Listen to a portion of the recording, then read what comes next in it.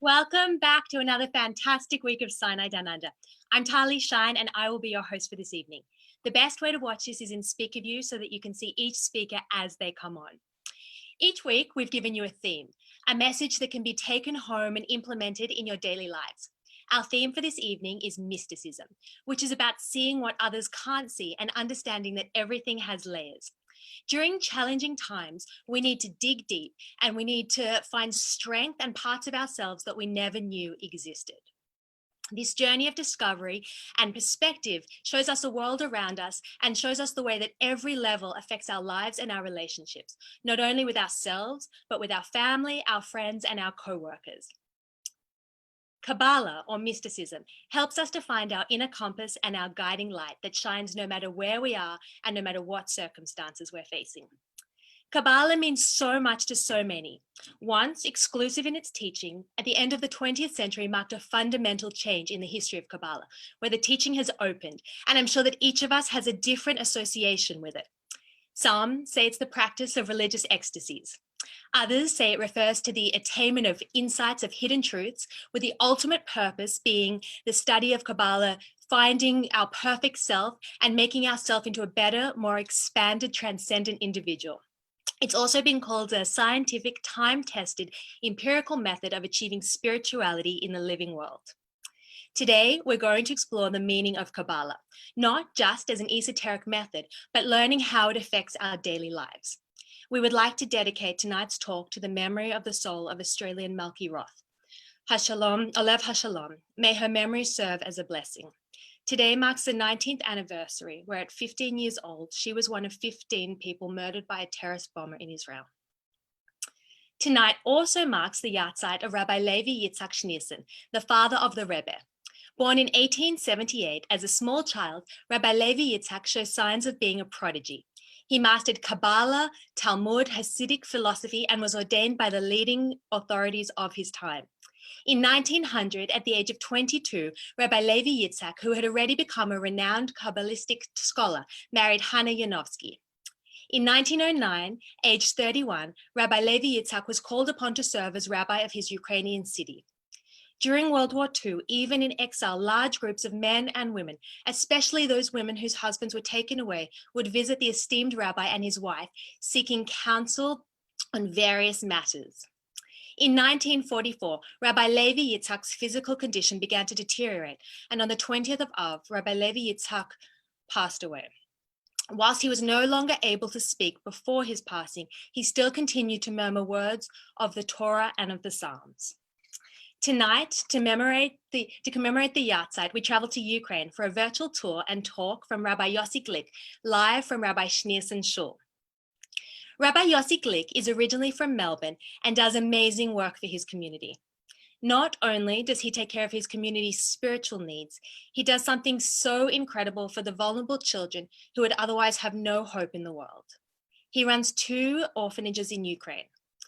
After witnessing young children begging on the street corners, he hired specially trained teams of social workers to take food packages to so many starving children living on those streets through the amazing Wheels for Life bus operation. He also gives those children an open invitation to live in a safe and caring environment where their medical, physical, emotional, and educational needs are looked after. Rabbi Glick, welcome and thank you for joining us. Please tonight, can you tell us about Jewish life in Ukraine?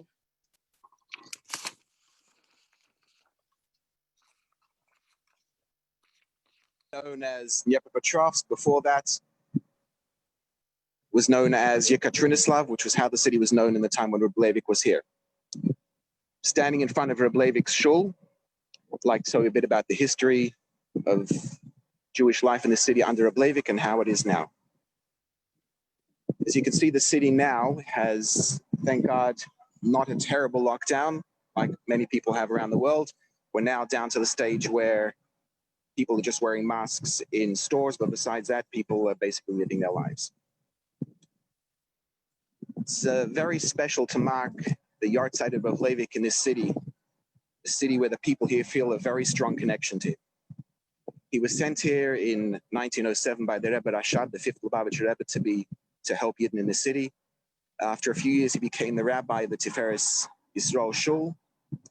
And after a few years after that, he became the official chief rabbi of the city, which is an official government recognized position, which means he represented all the Jews on a government level. After many years of various fights with the Soviet government over various issues, he actually quit his job. The official reason given was that he no longer needed the government salary as he had a son who could support him. But everyone knew the real reason was he felt that his fight for Jewish life in Ukraine would be much better served without the government position and all the extra scrutiny that brings. A few years later, he was arrested.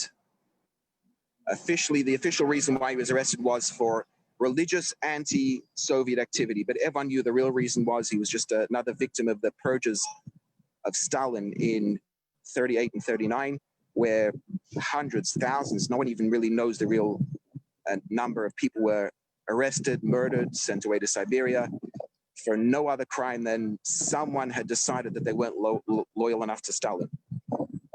Their families were really left behind, the families that could not find jobs. No one would hire them. The children couldn't go to school in many cases, and they would usually just starve. Everyone was too scared to help, everyone except for Leibovitz. He fought a battle to collect funds to help these families. And these families were not, these people were not arrested for religious activities. These were doctors, lawyers, just plain people who just arrest on trumped up charges for not perceived as not being loyal enough to Stalin. The government decided to be much better after Leibovitz was sent to a place where there were no Jews. They sent him to Chile, a small town where there was no Jews, but there was a lot of malaria and mosquitoes. His health really deteriorated over there. So after a few years, the government decided he's no longer a threat and let him move to Almaty, where his health just deteriorated further. And on this day, Chafov, in 1944, he returned his soul to his creator. When Reb Leibovitz was in this city as the chief rabbi during his tenure, there were 80 registered chadarim, the biggest of which had 200 students. David HaMelech tells us that Hazerim B'dima B'rini Yiktzeiro, people who plant with tears or reap with joy. For us in Dnipro, it's not a matter of belief, of emunah. This is something we openly see. Every place in the city where Reb Leibovitz was oppressed has turned into an epicenter of Jewish activity. The KGB building, not far from here, where he was held and interrogated, is now next door to a Jewish school, which is named after him, the Reb Leibovitz School, which is situated on the Rabbi Schneerson Street, a street named by the government after his son. The house where Reb Leibovitz lived on Barricadne Street, where he was arrested, is now next door to the Menorah Center, where the chief rabbi, Rabbi Kamenetsky, has built the largest JCC, Jewish Community Center in the world, 55,000 square meters, 1,400 mezuzahs. And my personal favorite, this building right here where we are, which is Reb Leivitz's shul, which is now the orphanage. You can see over here where this store is, used to be the house where Reb Leibovitz lived across the street. I remember when I first came, it was still standing. I'd like to just show you a bit inside the building. Over the last 20 years, we've managed to save hundreds of children, orphans, some of them orphans, some of them just families, children living in distress, parents who are abusive or in prison for various reasons, not usually associated with the Jewish community. And thank God we have helped save them. Now, on Chafov, there's no more special way to connect with Reb Leibovitz than to say a Vart. The Rebbe teaches us to connect to someone you really need to learn the Torah. So we'd like to repeat a Vart of Reb Leibovitz in his shul. Reb Leibovitz explained that in the Haggadah it says, we say to the son who's the Rosh Avata Hake Shinov. It's usually translated as smite or hit his teeth, which is just a wrong translation. That's not what it means at all. It means answer him sharply, set his teeth on edge. But even that explanation, Reb Leibovitz says, is a very aggressive approach to take with someone who's rebelling. Reb Leivik suggested a more deeper approach, a more loving approach, which was his derech through Kabbalah to find something which most people took as a negative thing and find the positive in it. And he said, Hakes Shinov, the word Shinov can be translated as his two shins, Shinov in plural, which are referring to the shins on the tefillin. We have on the tefillin the classic shin on one side, shin with 3 arms, and on the other side we have a shin a bit unusual with 4 arms. Reb Leivik says that al pi Kabbalah, this is the 3 Avraham, Yitzchak, Yaakov, and the shin with the 4 arms is Sarah, Rivka, Rachel, Leah. Reb Leivik teaches us that if you have a son who's rebelling and you'd like to know what's the best approach to bring him back, the best approach is hake, from the Lashon to highlight, write something bold, highlight to him that he is his lineage, that he comes from Avraham, Yitzchak, Yaakov, and Sarah, Rivka, Rachel, Leah, and there's no better way to bring him back. We've tried in our orphanage to use Reb Leivik's approach and always try and find a loving approach to help these children. Baruch Hashem, with his derech, we have succeeded in helping hundreds of children over the years. I'd like to thank you for listening, and Hatzlacha Rabba. Thank you so much, Rabbi Glick. Thank you for the tour, seeing we can't travel. It's amazing to actually be there and be with you. And it's also wonderful to see that places that were once so oppressive for Judaism are actually now places that are thriving for your community. And thank you again for everything you do for the children. Can you just tell us really, really briefly before I let you go, how did a boy from Melbourne end up in Ukraine? Well, I was sent here on shlichus from yeshiva in America for 1 year. And at the end of that year, Rabbi Kamenetsky, the shliach here, asked me to stay for 1 more year, which turned into another year. And then I went back to America after I got married, came back here. And that was just, it's just one of those things in life that happen. You start something temporary, you start something small, start working something at a very unprofessional level, and it just snowballs into a big project, something like the orphanages, which just started as really just some bachrim, some unprofessional people just seeing a problem and starting on a very small level helping, and it just grows. It started off actually as on a level of trying to teach children, and we realized that in order to help feed their souls, we first had to feed their bodies. So, and after that, it just, when we grew a bit, we realized that we're not only helping Jewish children because we want to help their souls, we're helping Jewish children because we need to help Jewish children. And it's just somewhere where we see Ashkacha Pratis, that this was not, I didn't come here as a permanent thing. This was just a 1 year shlichus, and I'm still here, Baruch Hashem, with my family.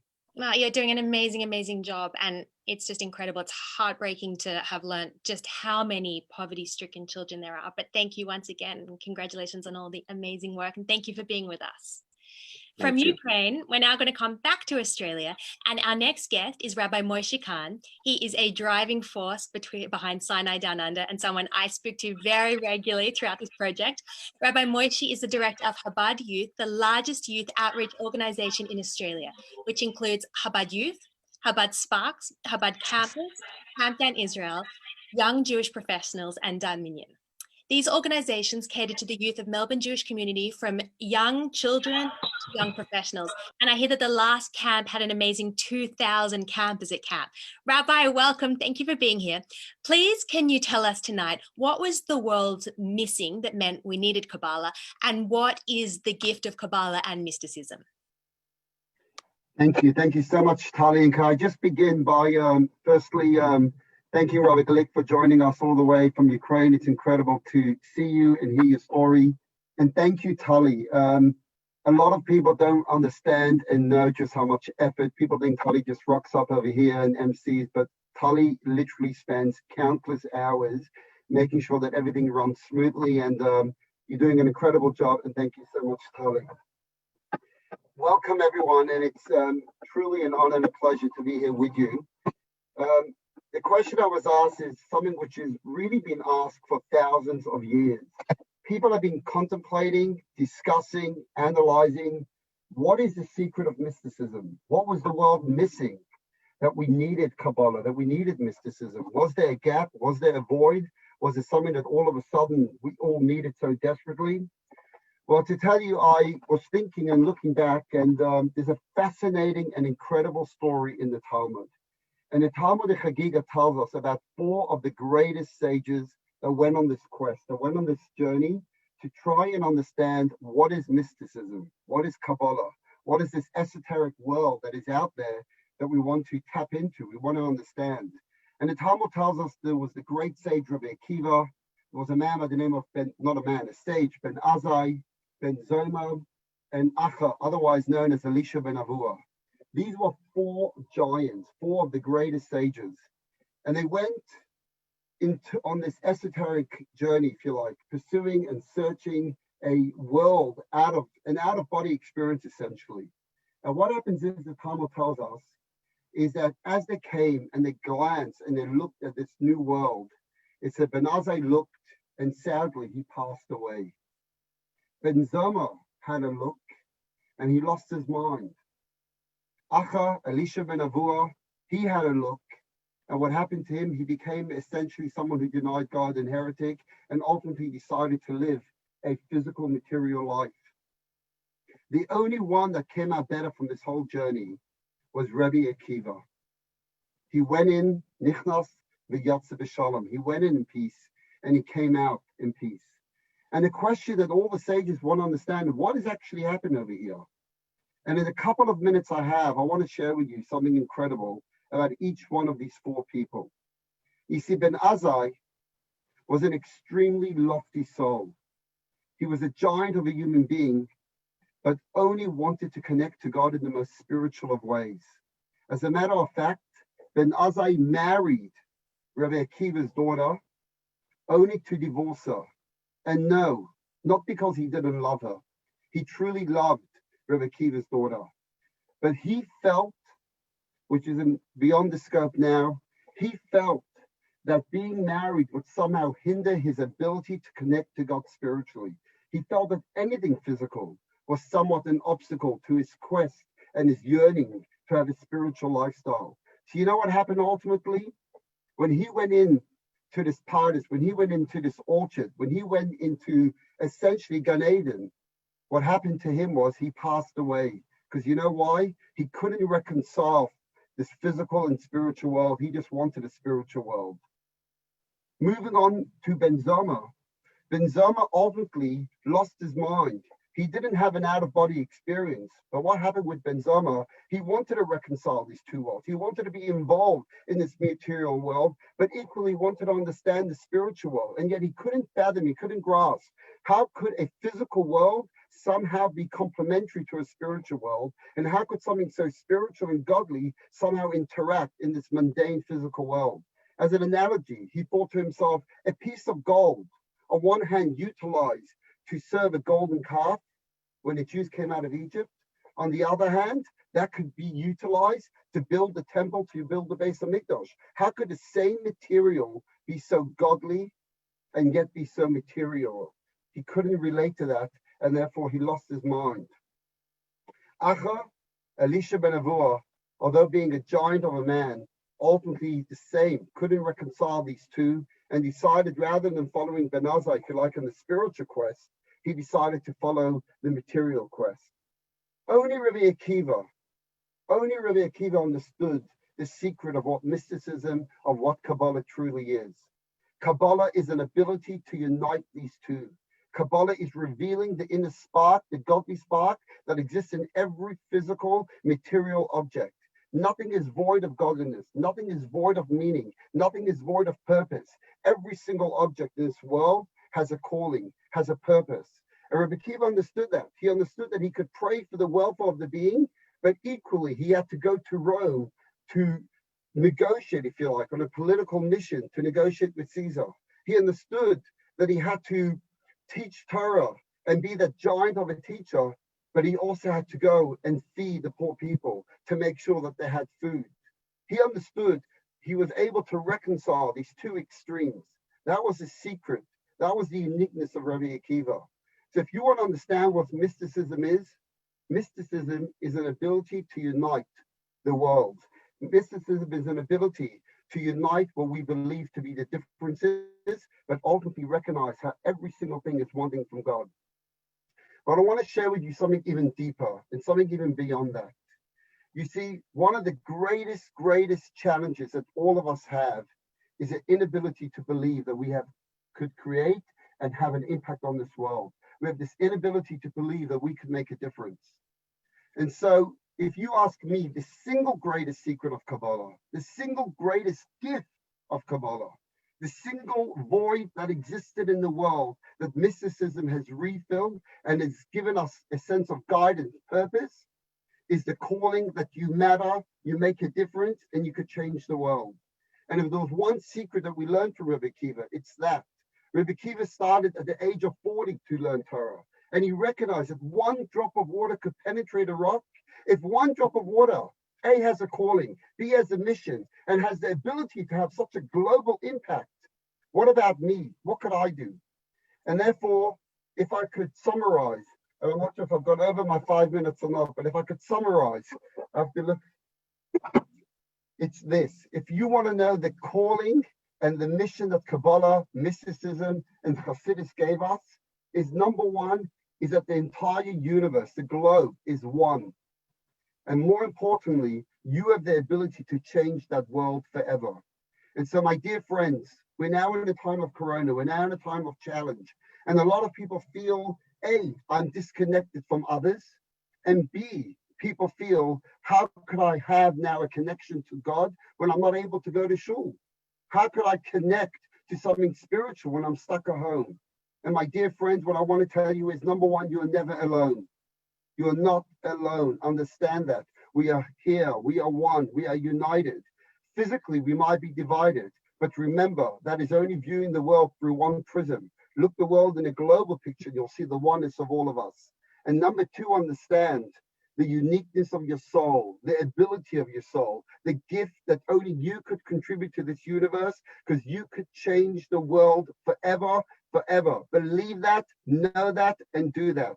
And so, my dear friends, in concluding, although Sinai down under might be nurturing the soul, and although Sinai down under might be teaching Kabbalah and mysticism, I want to just say one thing. Equally, every single Rebbitzin and Rabbi out there in Australia is here to serve you, is here to connect to you. As you just heard from Rabbi Glick, they teach Torah, but they feed the hungry. They nurture the soul, but equally we nurture the body. That is mysticism. That is Kabbalah. Thank you all so much. Thank you so much, Moshe. It's so uplifting, especially at the moment, to know and be reminded that each and every one of us has the power and the ability to change the world. So thank you so much. And I will be speaking to you, I'm sure, a lot in the next couple of weeks while we prepare for our next Sinai Down Under courses. Our next guest, Chana Loebenstein, is the proud mother of 6 children. The oldest are 12-year-old twins, and her youngest is just 3 months old. She is a teacher shlucha and youth director at Chabad Glick. Chana, please welcome, and please can I ask you, what lessons have you learned working with the youth that we can all apply to our daily lives? Thank you so much, Tali, and hi everyone. It is such an honor to be part of Sinai Down Under and connecting with Jewish people from across Australia. And I also want to say thank you to Moshe, because your words, really resonated with me. They're a great leeway in what I wanted to share with you tonight. So my husband Moshe and I have been working with youth for a number of years as youth directors at Chabad Glick. And I wanted to share with you 2 lessons we've learned in our work based on the tenets of Kabbalah and mysticism, and preface them with a Mishnah from the Talmud in the name of Rabbi Chanina. Rabbi Chanina taught, I have learned much from my teachers. I have learned more from my colleagues than my teachers, but I have learned more from my students than from all of them.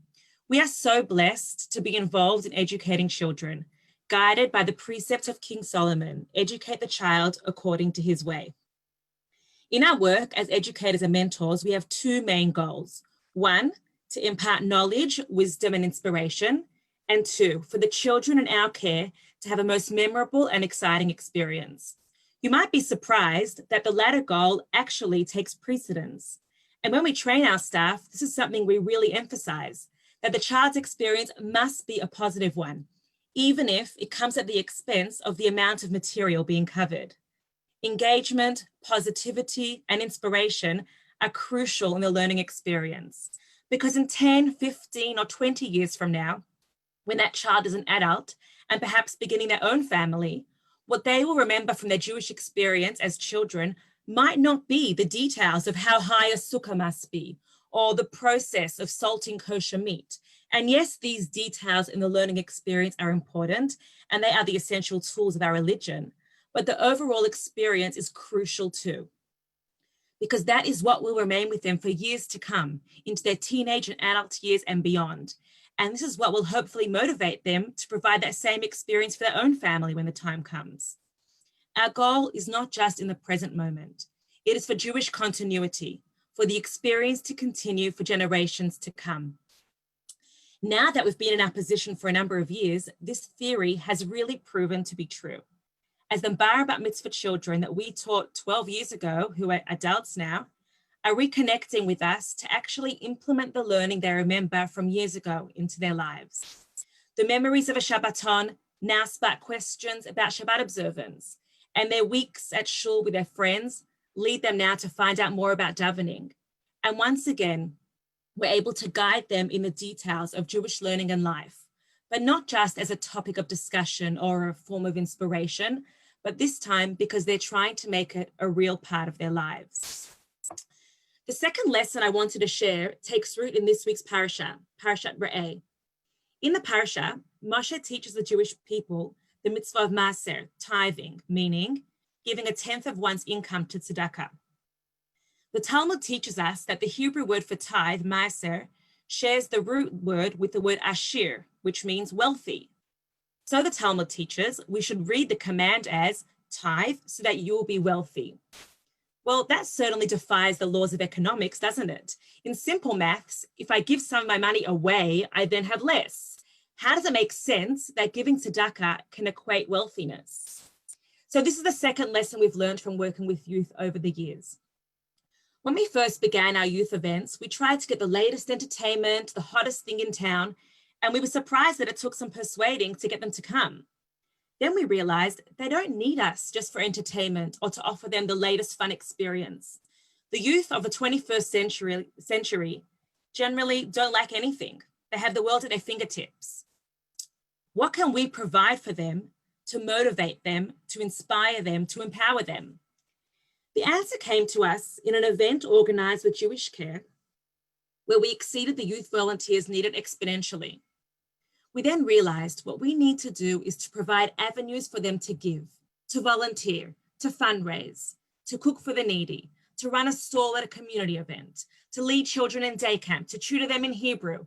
For this sort of engagement, we didn't need to convince or encourage them to come. These sort of opportunities offer a level of satisfaction and empowerment that is immeasurable, much like the wealth in one's life when tithing or giving tzedakah.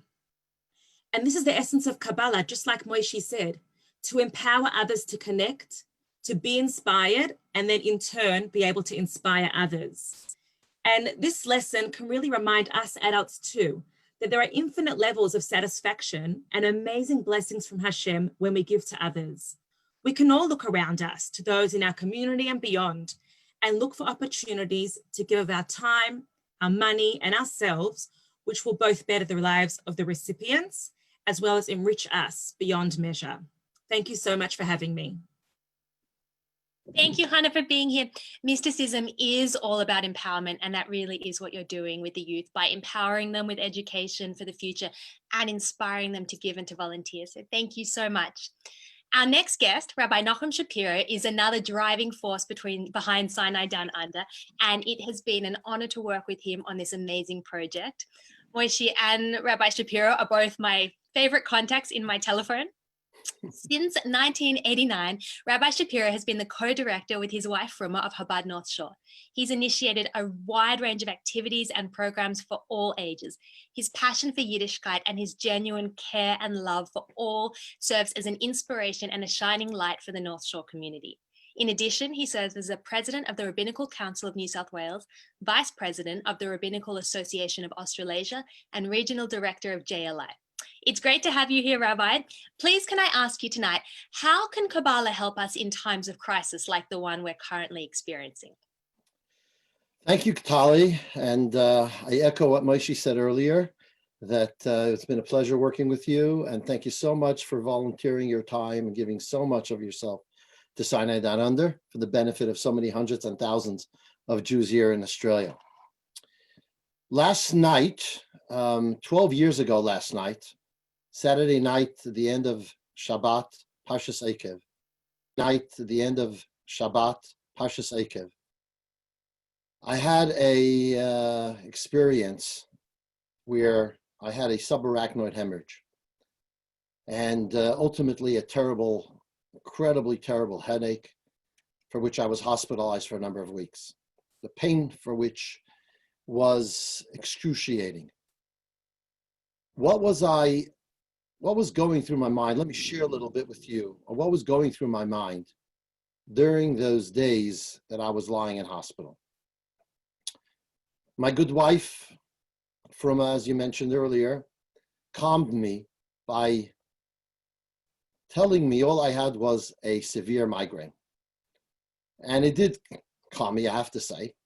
But at the hospital, they kind of blurted out these words, such as a form of a stroke, that really kind of would scare you.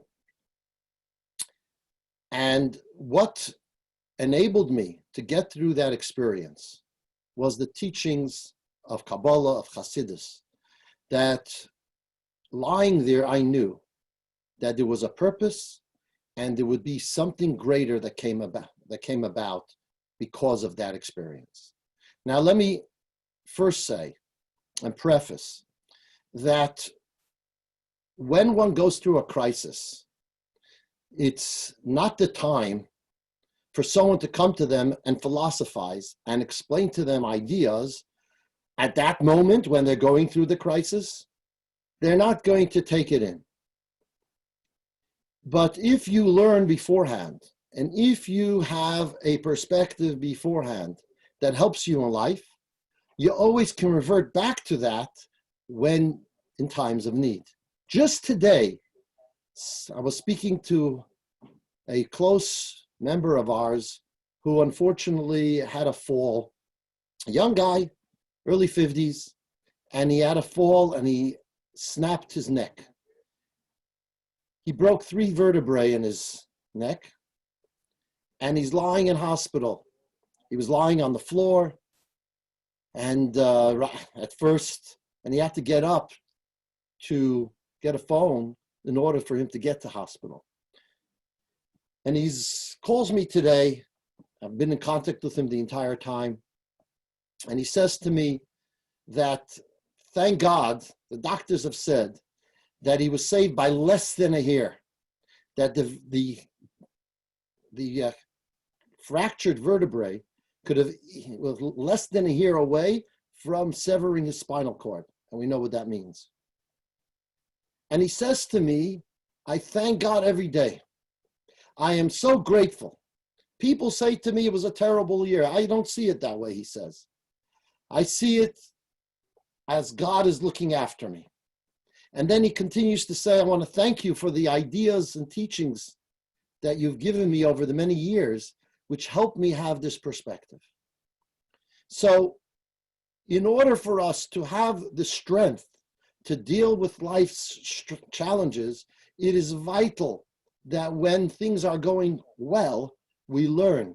And what we learn most is the teachings of Kabbalah and Chassidus, which really give us an incredible foundation and basis to have the right perspective of what's really going on. So let me share again with you what I was thinking of at that time. We are taught that there could be what we call incremental growth and exponential growth. Every person is put on earth in order to grow, to add, and to always reach a higher level than the day before, the year before, and so on. When, however, we need to make a leap and a jump and an exponential step forward, at that time, we need to sometimes go through a loss of our previous state. in order to reach a new level that is beyond anything you had before, you can't hold back, you can't hold on to the state and level that you had beforehand. And therefore, we're taught that in order for the Jewish people to be ready to receive the Torah, they had to go through Egypt. They had to go through the kill of Egypt in order to lose their previous state, so they are a receptacle to say, Nasa v'nishma, we will do when we will hear that the Jewish people received at Sinai. And the same thing is true in every point of our history. Whenever we had to have this exponential growth, this incredible leap, beforehand, there might have been a loss of the previous state. So when Rabbi Akiva lost 24,000 students, what does he do thereafter? He knows he has to go and create another number of students that are going to be the ones to continue Judaism and going forward. And indeed, he makes 5 students, but those 5 students are the ones which the entire oral tradition is dependent on. One of which is Rabbi Shimon bar Yochai, the author of the Zohar, the one we might call the father of Kabbalah. And so it was, as I was lying there in hospital, that I knew that God had a plan, and that this event that took place, that happened to me, was just a breakage of my previous being and existence in order to bring on something greater, something exponentially greater. At that time, this is what's going through my mind at the time, this is subjectively what I'm thinking, we were negotiating about really growing our institution in an incredible way beforehand. To buy something that was 6 times larger, both in property space and building space, and therefore being able to do so much more for the community. And I knew then it's going to happen, even though I didn't know how, but I knew it will. And indeed it did. That's the mindset that we must have when something is broken. When something doesn't work out, we know what is God's message for us. We're going to grow so much greater through this experience. So as we sit here tonight and we think of COVID, and we think of the lockdown, and we think of the brokenness of so many people, and the whole world is going through this incredible break and this incredible descent, if you'd like, we know that it is certainly for the purpose of a greater ascent. Here we are, over hundreds and hundreds of people coming together in Sinai Down Under almost on a weekly basis. This could never happen without COVID. But this is not something that is sufficient for us. We know that each one of us in our own lives have to think, okay, how am I going to grow exponentially from this experience? With my family, with my spouse, in my work, in any way possible, how am I going to grow through this experience? But as a community and as a world, we should not take anything for an answer except for the ultimate coming of Mashiach. The Alter Rebbe writes, founder of Chabad, that in order to receive the Torah at Sinai, the Jews had to be 210 years in Egypt. But because the revelation of the Torah when Mashiach comes, the Torah that Mashiach will teach, which is really the inner dimension of Torah, the mystical dimension of Torah, is even greater, we have to go through 1950 years of exile to reach that great level. May it be something that happens immediately. That through this experience, we reach the ultimate zenith of what the world was created for, the coming of Mashiach and the revelation of the deeper mystical dimensions of Torah, that each one of us will be replenished through them. Thank you so much. Thank you, Rabbi Schapiro. Thank you for opening up about your ordeal. It's so inspiring also to learn about the concept of going through a rebirth in order to achieve a higher level, especially with everything that's going on in the world and with the new energy coming with the blowing of the shofar in the high holy days that are coming up. Our next exciting guest is David Solomon, who is a proud husband, father, and internationally acclaimed global roaming scholar, teacher, writer, and translator.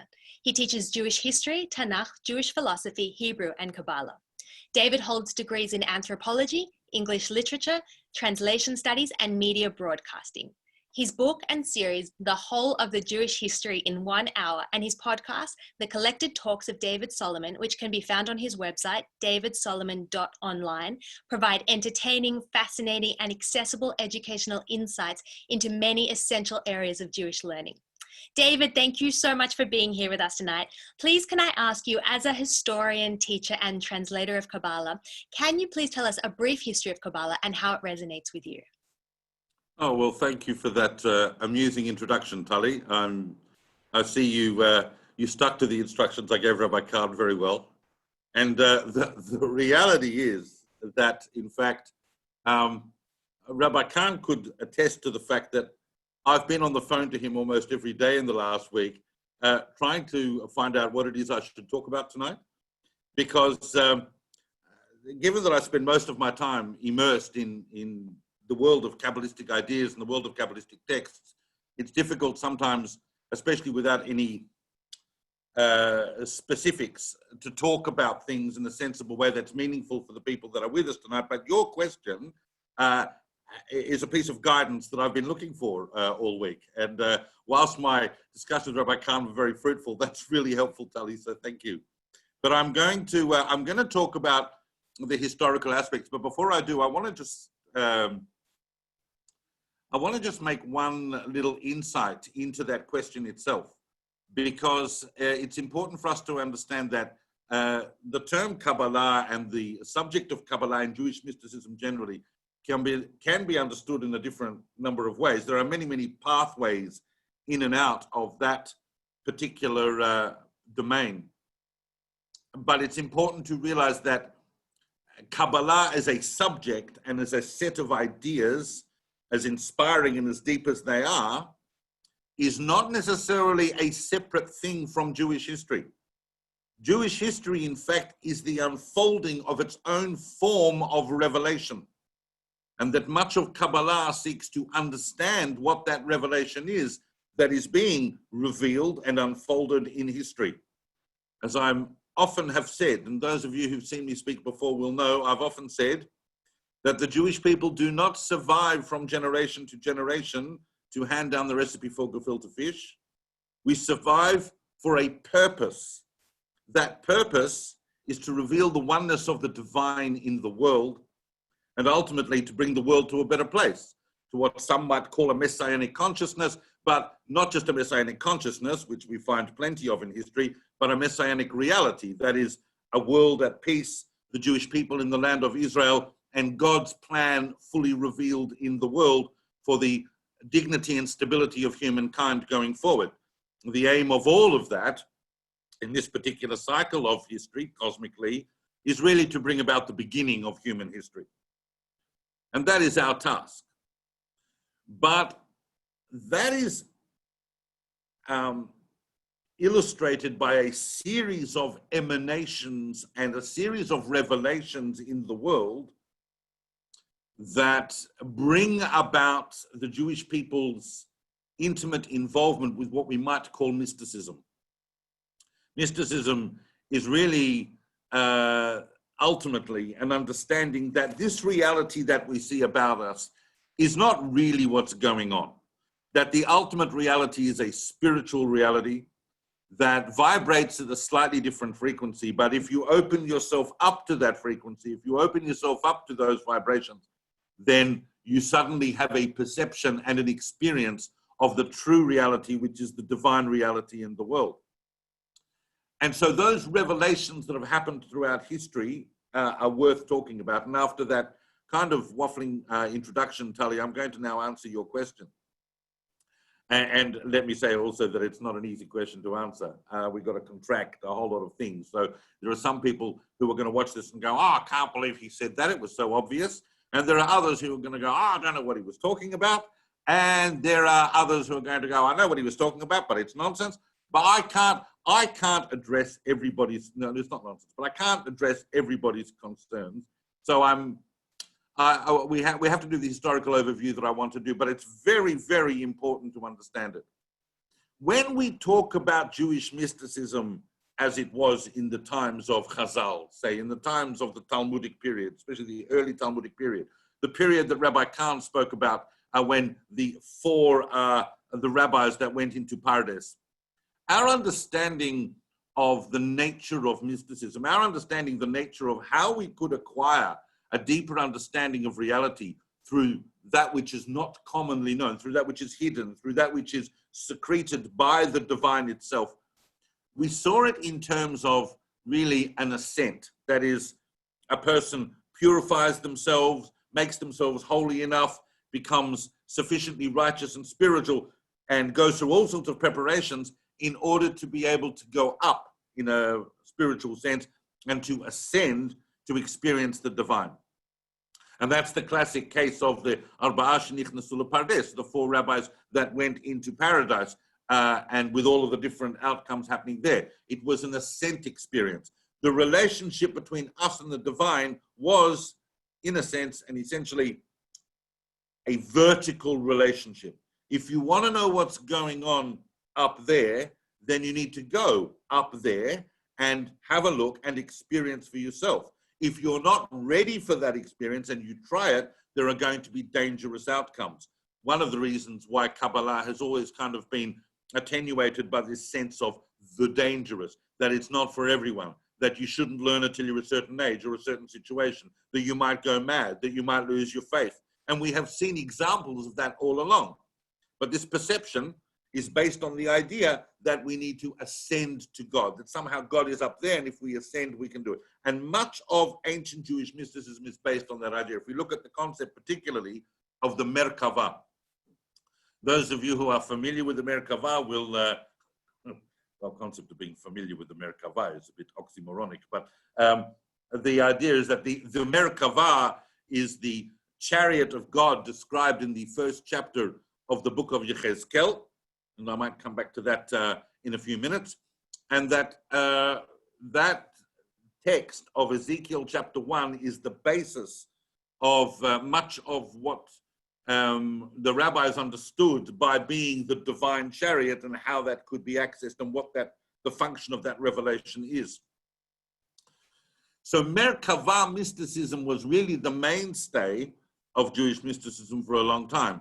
There were other, because there was a division between Ma'aseh Merkava, that is those who went into chariot mysticism and ascended up, and Ma'aseh Bereshit, those who delved into the secrets of creation, such as through books like Sefer Yetzirah and so on, where you understand the atomistic nature of reality, how the whole of this reality is really one giant code of an Aleph Bet, a divine Aleph Bet that builds the reality like a DNA. And that is a very, very deep level of mystical introspection that in some ways is still with us. And those two themes carry forward. But what we find is that by the time we get to the Middle Ages, and when I say the Middle Ages, I mean, you know, anything from kind of 1000, 1100 onwards, the high Middle Ages, we start to see a shift. We start to see ideas that are being revealed that are quite different from what was going before. And they reach their apex at the end of the 13th century in what we understand to be the revelation of the Zohar. The Zohar is a very, very different kind of revelation going on. And before we touch upon that exactly, just to summarize it in our historical overview, it's probably worth talking about why a work like the Zohar was revealed at that time.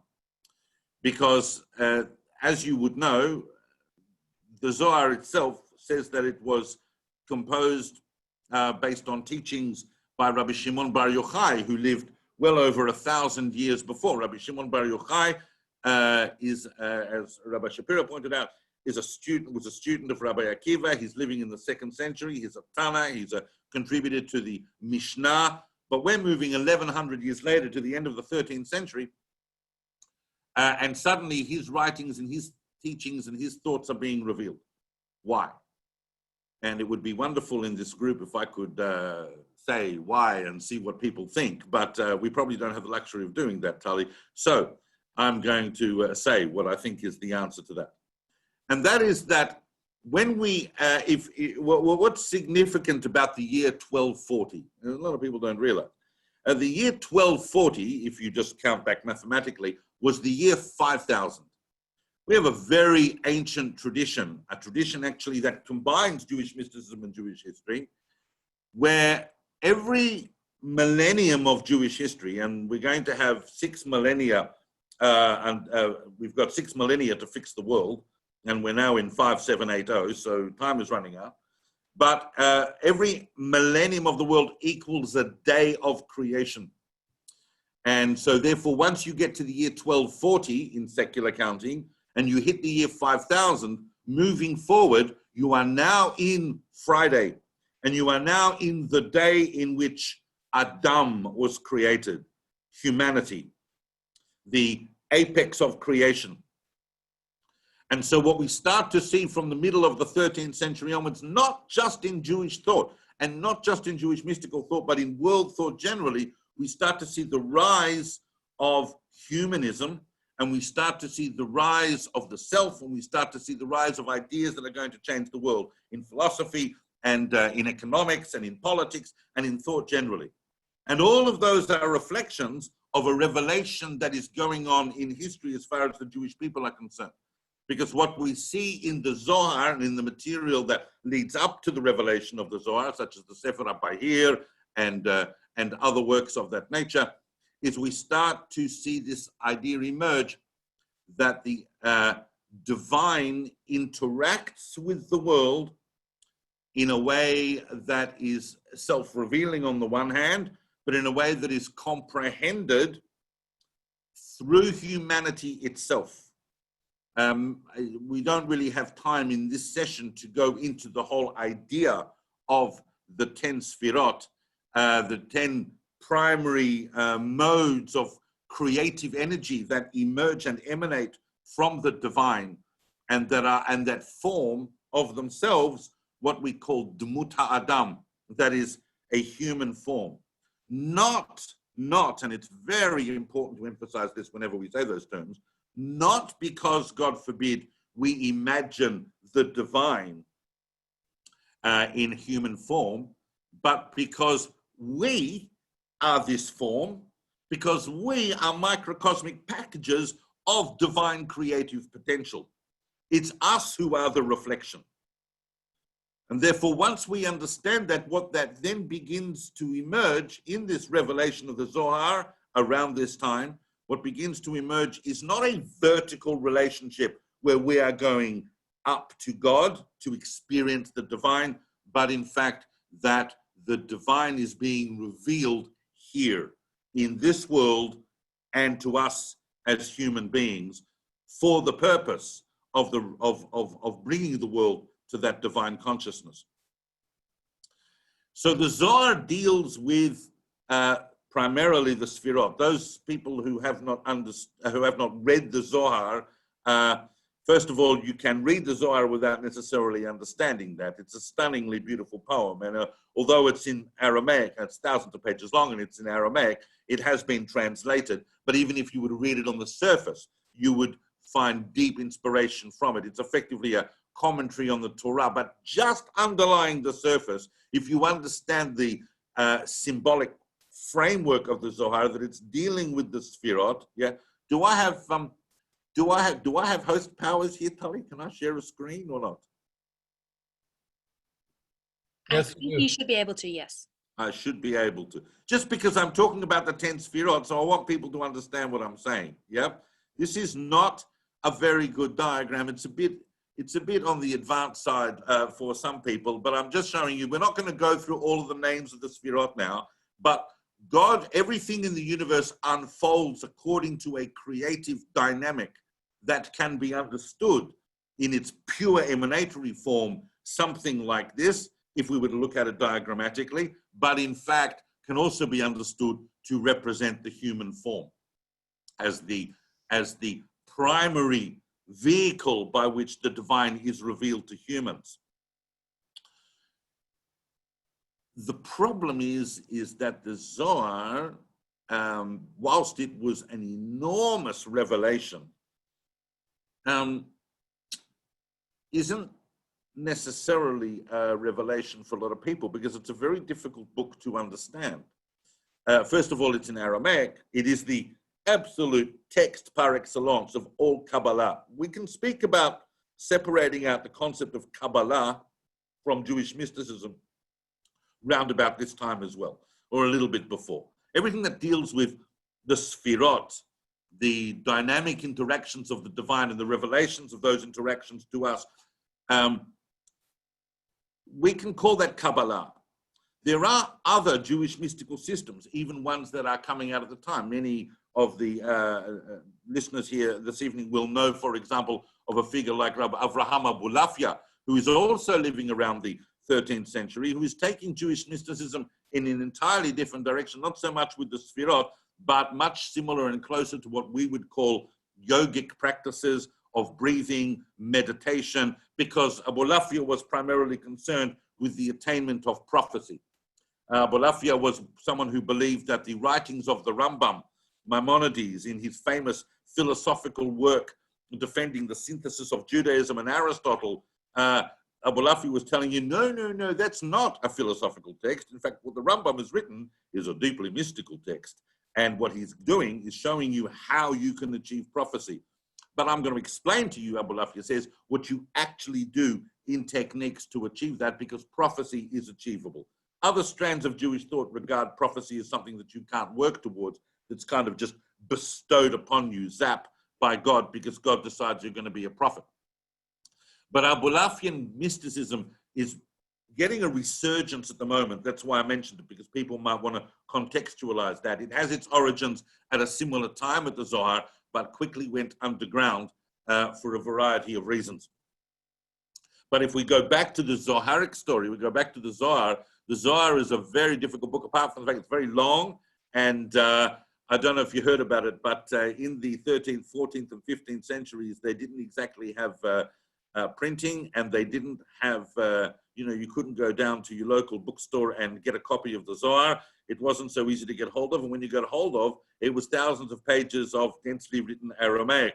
Not an easy thing to look. And even if you could read it, and even if you could understand it, no one really understood it. Well, maybe a few did, but it took more than a couple of centuries for the ideas of the Zohar to start becoming more and more revealed and ultimately absorbed within Jewish consciousness, and start to really produce incredible fruits of insight in Jewish mysticism and in the divine. And the catalyst for that, and just before I tell you the catalyst for the really important change, I just want to say one more thing about the revelation of the Zohar, because if I don't say this, I'll be annoyed with myself, is that it's not just that we had the advent of the year 5000, that we moved into this kind of millennium of the human, which is going to take us up to the end of the 6th millennium in a full encounter with the divine. And not only, and that whole realignment from a vertical to a horizontal relationship with the divine, but also it was an extremely important point in history. Those of you who are familiar with history, at least in some degree, will know that the end of the 13th century is the end of an enormous struggle. It's not really the end of it, because it's a struggle that's been going on till our own times. But it kind of was a bit of a geopolitical pause in the great struggle between two enormously influential spiritual ideologies that had come out of the Jewish people itself, and that is Islam and Christianity. By the end of the 13th century, basically the Crusades were over, and when the dust settled, Islam had conquered the Middle East and had won that 200-year war against Western Christianity, whereas Christianity had won Spain and the entire Iberian Peninsula and had ended that couple of 100 years war against Islam that was happening in Spain.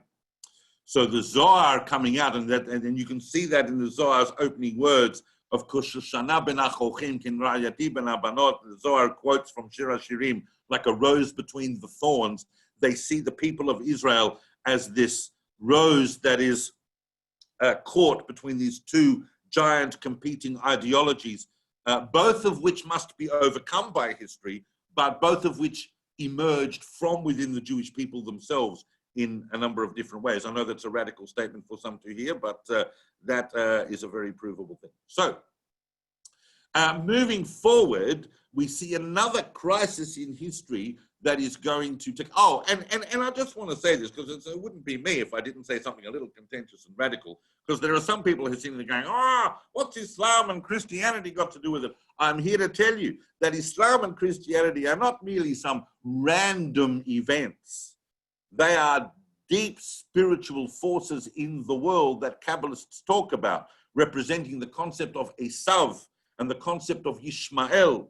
And we know from Chazal and we know from Kabbalah that at the end of the day, Christianity and Islam will both arrive at tikkun. They will both arrive at a situation where their contribution to the world is positive. But that can only happen through amelioration through the Jewish people. But we get to the next really big nexus in history for the Jewish people, and that, of course, is the end of the 15th and the beginning of the 16th century. Don't know if you heard about it, but there was this enormous cataclysm and upheaval in the Jewish world at the end of the 15th century, at the end of the 15th century, because the Jews were expelled from Spain. And I'm here to tell you that the expulsion from Spain and shortly after from Portugal was nothing less than the Jews being told within a few months, today, for example, God forbid this should happen, that all the Jews of America have to leave. Not so unbelievable as it happens, but nevertheless, that is a similarity to what happened in Spain. And that meant that there was a huge outpouring of Jews everywhere, but also a cosmic upheaval that was seen by Kabbalists as heralding something deeply foundational and important that was happening in the Jewish world. And indeed it was. And we saw that in the wider world as well. We see the end of the 15th, the beginning of the 16th century, immense changes in the world, not just the rise of printing, the age of exploration, advances in science and so on, and ways in which our modern world was not quite there yet, but we can start to see emerging. And suddenly the Jewish people are on the move, and our thoughts are once again being given to what is the meaning of exile. We've been in exile now for 1,500 years back in the 16th century, and it's about time it ended. And now the world is in upheaval. Surely now is a time where we can see serious revelations of the divine that can help us to understand this exile. Not so dissimilar to what Rabbi Schapiro was talking about when he talked about how in the moments of deep oppression, in the moments of difficulty and challenge, is when we see that we're actually being reborn to something new. And that is why during the 16th century, I'm just looking at the time, I have to make sure, that during the 16th century, we know that one of the, as one door closes, another opens, and we know that it was the Ottoman Empire that accepted hundreds of thousands of Jews into the Ottoman Empire and found places for them, and they welcomed Jews. And so obviously Jews flourished there. And we see that in places like Salonika and even in Istanbul, it's in Constantinople itself, and even in the land of Israel, Jews were allowed to return to the land of Israel. However, a lot of people don't realize is that the Ottomans were well aware of Jewish messianic expectations. And so they didn't really want many Jews going to Jerusalem. We've spoken about this in other talks on the 16th century. People who are interested in that are welcome to find those talks. But in the 16th century, we could go back to the land of Israel, but it was kind of limited. And the Ottomans wanted us to center more on places that were economic development zones for them. And it just so happened that one town in the north of Israel was very important to the Ottoman Empire, and that was the town of Safed, the town of Tzfat. And so in the 16th century, Tzfat became, even before it became a center of mysticism, it became a center of commerce and activity and flourishing Jewish communal life. But that itself attracted some of the greatest sages mystics among them from places like Adrianople and from places like Salonika and so on, to move to Tzfat to set up the most perhaps amazing cultural revolution we've ever had in Jewish history, a revolution in Jewish law, because the Shulchan Aruch itself was produced there, and a revolution in Jewish thought, and particularly in Jewish mysticism. And that is where, I can't go into too many individual figures because we will get lost, but that is where someone like Rabbi Isaac Luria, the Ari, Rabbi Yitzchak Luria, who had previously sat for quite a number of years, 7, 10, different opinions, on an island in the Nile, and then took his copy of the Zohar and went to Tzfat. The thing is that the Zohar had been printed for the first time. This is part of the massive revelation, the printing of the Zohar in Mantua in 1558. And printing is, I don't need to tell you, it means printing. It means you can read it, you can access it, you can buy it from your bookshop, if you, I mean. But, and turned up. And when, of course, Rabbi Isaac Luria turned up, and all these great mystics are already living there, they just thought he was another guy come, you know, from somewhere else. He's come to Tzfat, he's come to sit at our feet and learn. But it very soon became clear that the Ari was not there to learn. The Ari was there to teach. And what the Ari did is he unpacked the Zohar in a way that was nothing short of completely transformative and revolutionary, and that all subsequent Kabbalah really has drawn from the wellsprings of the Ari. It is the Ari who gave us the idea that God self-contracts to create the world. The idea that something out of nothing, where is the nothing in a God that is everything, is that God has self-contracted to create the world. All of these are very, very profound and deep spiritual concepts. The idea of the smashing of the vessels, the idea that, an idea alluded to in the Zohar, but no one really understood what it meant. When the Sefer Tzniuta says, O Malchin Kadmain Metu V'Zionei Lo Ishtakchu, no one really knows what that means until the Ari comes and completely unpacks it in the fact that light comes into the world, but vessels that are not capable of holding that light crack. But ultimately we have tikkun. The whole idea of tikkun olam, fixing the world, that we participate with God in the reconstruction of the world, is a profound idea that once again emerges out of Lurianic thought in Tzfat. And these revelations were immense. And the Ari was only in Tzfat for a couple of years, and then he died. And most of them were written down by his students, notably Rabbi Chaim Vital, but also Rabbi Yisrael Sarug. A bit late, I hope that's okay. If I get a thumbs up from Rabbi Kahn, then I'll do that for just 2 more minutes. I don't want to keep the holy Rabbi Jacobson waiting. But ultimately, last time I saw Simon Jacobson actually was over 10 years ago. I had a coffee with him in the old city. I look forward to seeing him again. Ultimately, all of Kabbalah since the Ari really has tried to come to terms with the ideas of the Ari. But what's important for me to state, and I'm going to kind of make this point and then run away and hide, is that, and I think it's important to state this at an event that is sponsored by more or less by Chabad, because people know that I'm very much a Chabad empath, but it's very important to understand that there are many, many different pathways into Jewish mysticism. And Chassidut on the one hand, and within Chassidut, the framework of Chabad Chassidus, which is an infinitely profound and inspiring mode of thought and discourse, is nevertheless but one pathway into Jewish mysticism. What I would recommend people to do is to go back to the texts themselves, have a look at what Kabbalistic books are saying.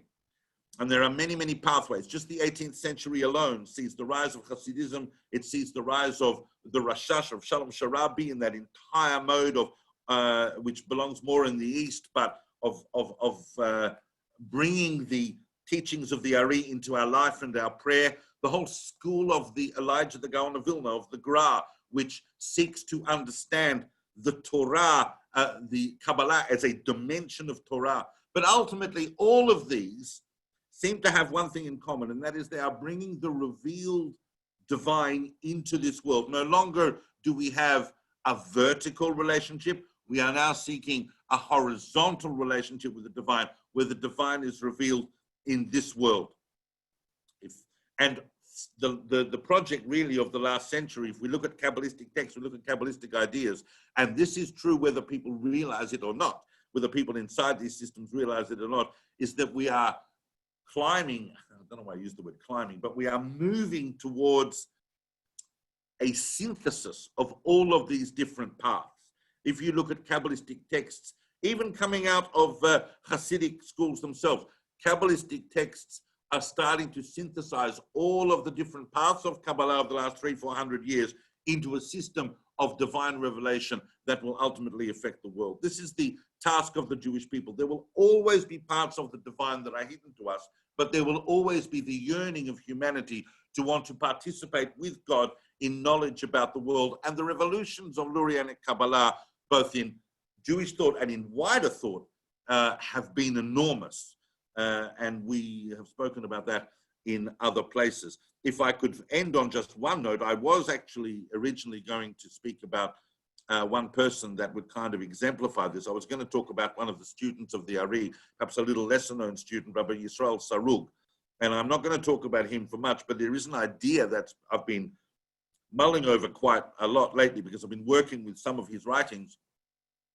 And he has a different beginning of the universe than Rabbi Chaim Vital. Rabbi Chaim Vital, when he describes Luria's thought, because the Ari didn't write anything down, when he's describing the Lurianic system of how the world's unfolded, he starts with the famous concept of Tzimtzum, the contraction of God into itself to create the space for humanity. But in fact, Rabbi Yisrael Sarug goes higher than that, and he tells you there's a process that happens before that, and that is based on the Midrash that the thought of the righteous arose in God's mind. What that means is that we here in this world create this world because we have to live in a way that justifies its existence. That's the meaning of the word tzaddik. And that thought of the righteous causes God to have what Sarug calls na'anuim, which are literally vibrations of happiness. Just as a person gets happy, they start to vibrate. So is the divine vibrating. The whole world is built on the notion of cosmic vibrations of happiness, which is a really beautiful thought that I sometimes go back to in these times, especially which are times that are challenging, is that as challenging as they are, they don't they don't absolve us of the responsibility of understanding that this world, the existence of this world, depends on righteous living. And it depends on people living in such a way that would justify the existence of this world for their sake. And that is true on an individual level, that is true on a collective level. It's true for the individual, it's true for the Jewish people, and it's also true for the whole of humanity. So we need to see these challenges, we need to break through them, but we need to grow and grow in revelation. And it's difficult to summarize what all the details and ideas that Kabbalah gives us and the tools it gives us in order to do that. But I hope that maybe I've just done an arc over some of the more important historical moments and showing how the revelation of the divine, because that revelation of the Ari is not a simple revelation. It's a revelation that ultimately leads to redemption. It leads to, because that's been the story of the Jewish people of the last 500 years, and we have achieved much in that project. We have a state of Israel, we have a unified Jewish world, we have a global culture, we have a global potential for global divine consciousness, but we are still trying to bring about the ultimate revelation of the divine, which is the concept of world peace. Thank you, David. Do you know what Moshe actually did say to me earlier today, that you were brilliant, so he didn't need to give you guidance in the form of a question. And I know I wasn't allowed to give you compliments in my introduction, even though I wanted to, but now you can't stop me. I can understand why your fans have called you the best Torah infotainment and why you have such a large following. And after hearing you tonight and also listening to many of your talks on your website, which I'd like to remind everyone, because I'm sure everyone would like to listen to them. It's davidsolomon.online, and your 50th episode is coming out this week. But after listening to a lot of them this week, I totally can understand why you're so sought after and why your talks are always sold out. So thank you for being here. You're very kind, Tali, and thank you to you and Rabbi Kahn and all the others responsible for putting together such an amazing event, really. Pleasure. Not kind, it's all true. Thank you so much. Now, our next renowned guest is Rabbi Simon Jacobson, who is going to give us a talk, and then we're going to follow with a question and answer from Mrs. Shani New. Mrs. Shani New has a degree in media and politics with a special interest in women's issues and was a member of the Jewish Task Force Against Family Violence and Sexual Assault for 17 years and vice chair for 9 years. Shani co-authored the book, Will My Rabbi Believe Me, Will He Understand?, which won a Gold Swaco Leadership Award. She has written a number of groundbreaking articles, and she serves as a board member on many different community boards and is a proud mother and an even prouder grandmother and a long-standing leader in Melbourne in the Jewish community. Our renowned guest, Rabbi Simon Jacobson, is a best-selling author. His books include 60 Days, A Spiritual Guide to the High Holidays, and The Renowned Toward a Meaningful Life, which has been translated into over 11 languages and sold over 400,000 copies. And it gives people a spiritual roadmap for aspects of everyday life based on the teachings of the Rebbe. Rabbi Jacobson heads a Meaningful Life Center, which bridges the secular and the spiritual through a wide variety of live and online programming. The Meaningful Life Center presents people of all backgrounds with the universal teachings of the Torah as a blueprint for life. For over 14 years, Rabbi Jacobson was responsible for publishing the talks of the Rebbe. Beginning in 1979, he headed a team of scholars that memorized and transcribed the entire talks that the Rebbe gave during the Sabbath and the holidays when notes could not be taken. In this position, Rabbi Jacobson was privileged to work in close association with the Rebbe and published more than 1,000 of his talks. Rabbi Jacobson is also the publisher of the largest Yiddish English weekly newspaper, the Algemeine Journal, and Rabbi Jacobson is one of the greatest scholars and sought-after speakers in the Jewish world today. He lectures on psycho-spiritual issues and applying Jewish thought to contemporary life. In the introduction of his book, Towards a Meaningful Life, it says, no matter how accomplished we may be, no matter how healthy, happy, or wealthy or talented, at some point we all find ourselves seeking a deeper meaning in life. Never has this search been as intensely felt as it is today. Even though those words were originally published in 1995, they could not be more appropriate in 2020 with the pandemic that we are currently facing. Rabbi, welcome. What an honor to have you here. Please, can you tell us today what Jewish Kabbalah is?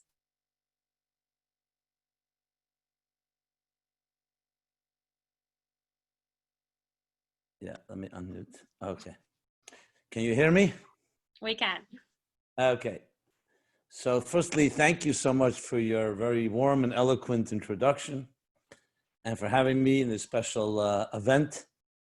I know your time, it's the evening. Here in New York, it's in the morning. But this only goes to show us, which is a central theme of Kabbalah and mystical thinking, that time and space actually can be bridged and can be transcended. So here we are connecting different parts of this planet. Hopefully not just through technology, but also emotionally, spiritually, words from the heart, enter the heart, as the Rabbeinu Tam, one of the great medieval sages, tells us. So again, thank you, and I thank all the hosts for making this happen. I'm not sure, I wasn't here at the beginning of the sessions, but I'm sure mention was made that tonight is the 20th of Av, which is the 76th yard site, passing of the Lubavitcher Rebbe's father, who was a great Kabbalist, of Levi Yitzchak Schneerson. So honoring him and honoring the central themes and teachings of Kabbalah, let me give my own overview. I want to also thank my good friend David Solomon. Yes, I remember the coffee we had back in the old city. But even though time has passed, as I just said, time is not very relevant when it comes to deeper spiritual and mystical connections. So it's good to see you, my friend. And I thank all of you who are here. And hopefully we can use this time to not just talk about ideas, but come away with really personal and emotional and psychological applications and lessons from the Kabbalah that can improve and help us deal with our lives, especially today, as was just mentioned, the major global disruptions due to the COVID-19 pandemic. So let me give an overview very basic level, talk about Kabbalah. We just heard a lot about the history of it. So I'm not going to touch upon that. No need to review the same ideas again. So let me touch upon the actual meaning of the word Kabbalah. And again, this may have been mentioned, it may not have been mentioned, but I'll put it in my own words.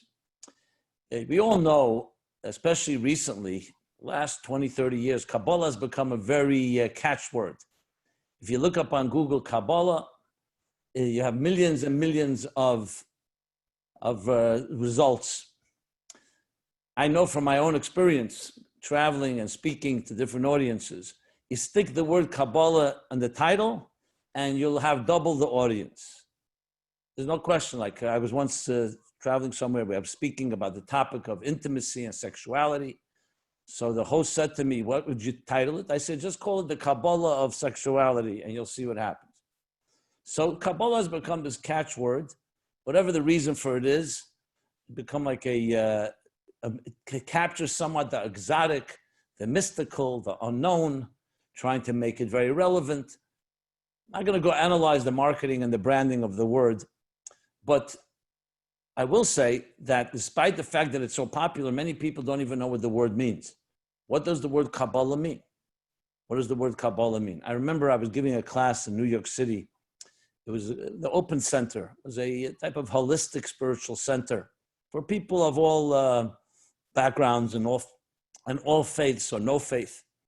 And I remember the host suggested, let's do Introduction to Kabbalah, or Kabbalah for Beginners, I think was what they called it. So it was a nice crowd showed up, probably 80 to 90 people. The next time around, I suggested to her, I said, call it Advanced Kabbalah. And it was called Advanced Kabbalah, and 400 people showed up. Because I guess they thought they're already not beginners any longer, advanced. But what does the word Kabbalah mean? The word Kabbalah literally means to receive. It means reception. And it has two significant elements why Kabbalah is called reception. Because you would think if it's the mystical teachings, we have a name for it called Sod. The Torah has 4 different dimensions of study. Pshat, the literal. You have the homiletic, the Pshat Remez, which is like allegorical and metaphorical. You have the homiletic, which is drush, and like Talmudic. And then you have Sod, the esoteric, the mysterious, the secret. So the word Kabbalah seems like a strange word to use, to reception. Well, the reason is very significant. First simple reason is because Kabbalah emphasizes the need to receive from a previous teacher. Teacher to student, to teacher to student, generation after generation. In other words, even though all knowledge, including Talmudic knowledge, and all schools of thought for that matter, whether it's mathematics or astronomy or medicine or biology, always you need to follow those that came before us. We have teachers. As students, we listen to them.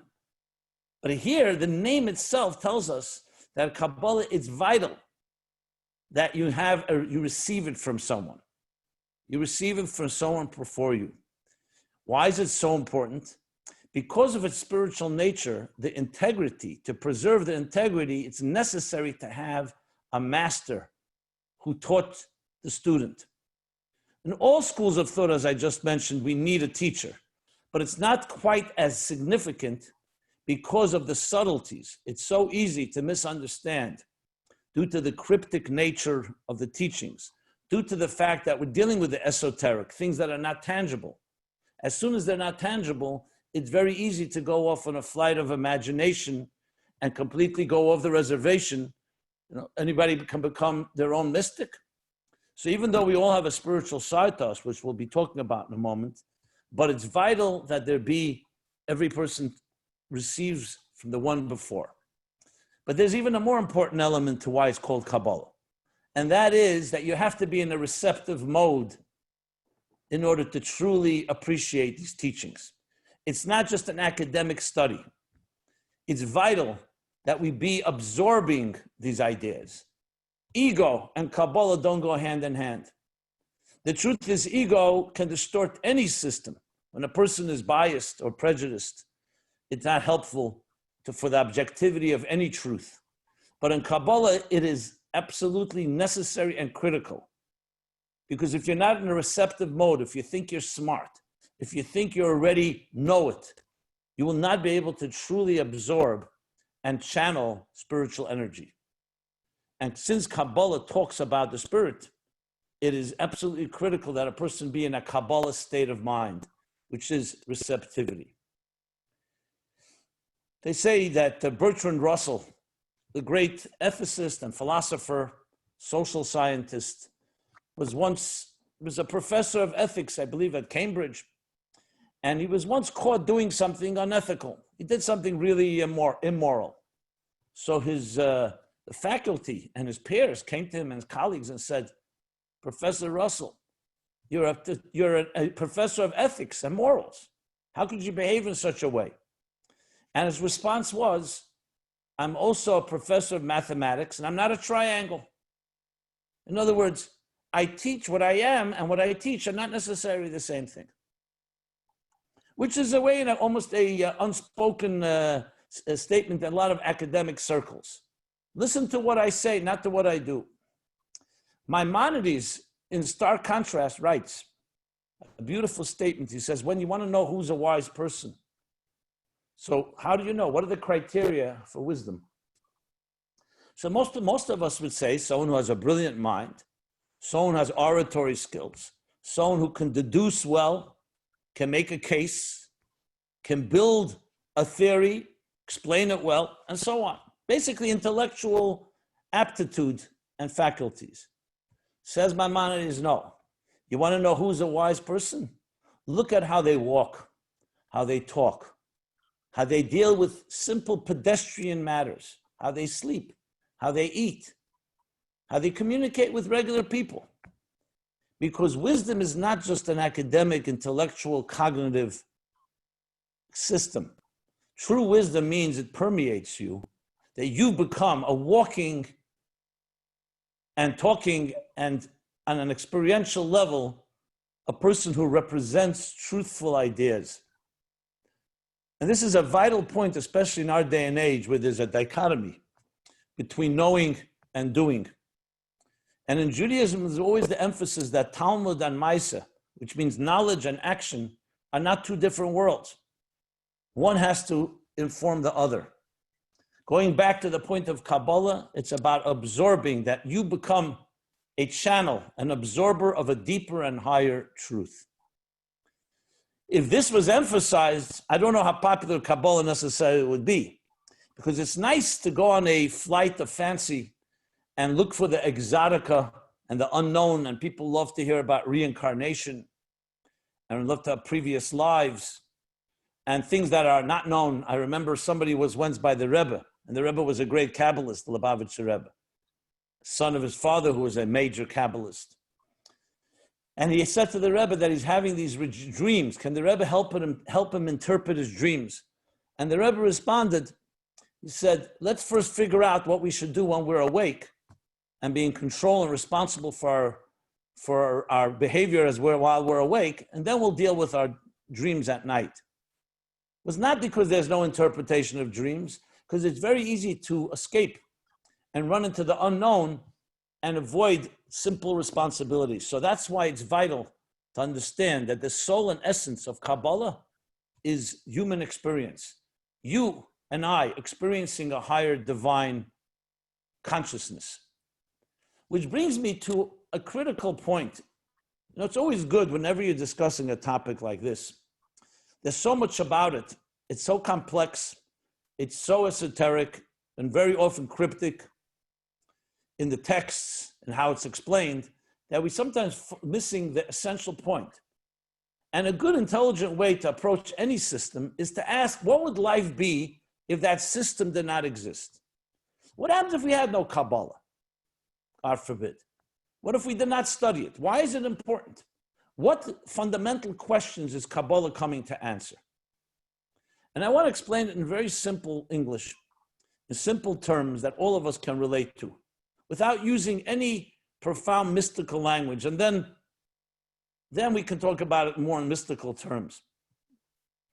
Because one of the fundamental principles that I learned from my teachers, especially from the Rebbe, who I was makabel from.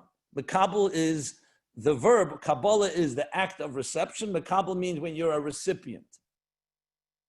What was the main thing is that if you cannot translate a profound or abstract idea in simple English, in simple words, then you may not really fully understand it yourself. We often lean back like a crutch on words, and we expect that we'll understand what we mean. So language is critical here. So what does Kabbalah come to address? What issue, dilemma does it come to resolve? All of Kabbalah. Whether we're talking about the early Kabbalah back to the Sefer Yetzirah, that some say was composed by Abraham, or Ezil HaMalach even earlier than that, or the Zohar, or the Middle Age Kabbalists, the Ravid, the Rambam, and Nachmanides, the Arizal, the Ramosha Karaviro, and those that followed. What issue are they coming? What is Kabbalah coming to tell us? So most people say it's in order to understand or communicate with the divine, but there's something much more fundamental here. And in truth, you could ask the same question about Torah in general. Why do we need a Torah? Why did God give us a Torah? What's wrong with every human being? We have a soul, and each of us goes on our journey in trying to seek the divine, trying to find transcendence in our lives, try to find something deeper purpose. So what is the real purpose in general of Torah, and specifically Kabbalah? It comes to answer a most complex conundrum, and that is, can God and us, can God and existence, can God and the human being join and partner? Because obviously, philosophically and theologically, there's a fundamental problem. We're talking about two opposites in every possible way, in every possible extreme. The immortal and the mortal, the infinite and beyond the infinite and the finite, the creator and the creation. So you would think there's nothing in common among us. Absolutely nothing. So how can they ever join? So it would be one thing if you said God created the world, created the human being to serve him. So we are servants. Like it says in the Torah, in the Bible, in Chumash and in Bereshis, La'avda l'shamra. We're here to serve and to protect, to serve God. So then if the relationship would be like a master and a servant, or a king and a subject, okay, that you can say can make some sense, because no one ever asks a servant to have to understand or have a relationship with his master, or a creature to have a relationship with the creator. Then basically the relationship consists of, I created you, I will give you life and sustenance and health, and your job is to serve me through Torah, through mitzvah, through being a kind person, through being a generous person, through virtue, ethical behavior, and so on. Then there's no need for a relationship. However, that's not the case. When you look throughout the Torah, you find that the mitzvot, the commandments, or I would like to use the word connections, is a better word, taken from Kabbalistic and Hasidic language, lexicon, that the connection we make is not just one of action, that God creates us and says, do this, do that, be charitable, keep Shabbos, eat kosher. It says, V'yadaita hayem, you shall know me. Know your Father in heaven. V'ahavta Hashem Elokecha, we say every day in the Shema. Love God. Know God, love God, have an emotional and intellectual relationship with the divine. There is where the dilemma begins.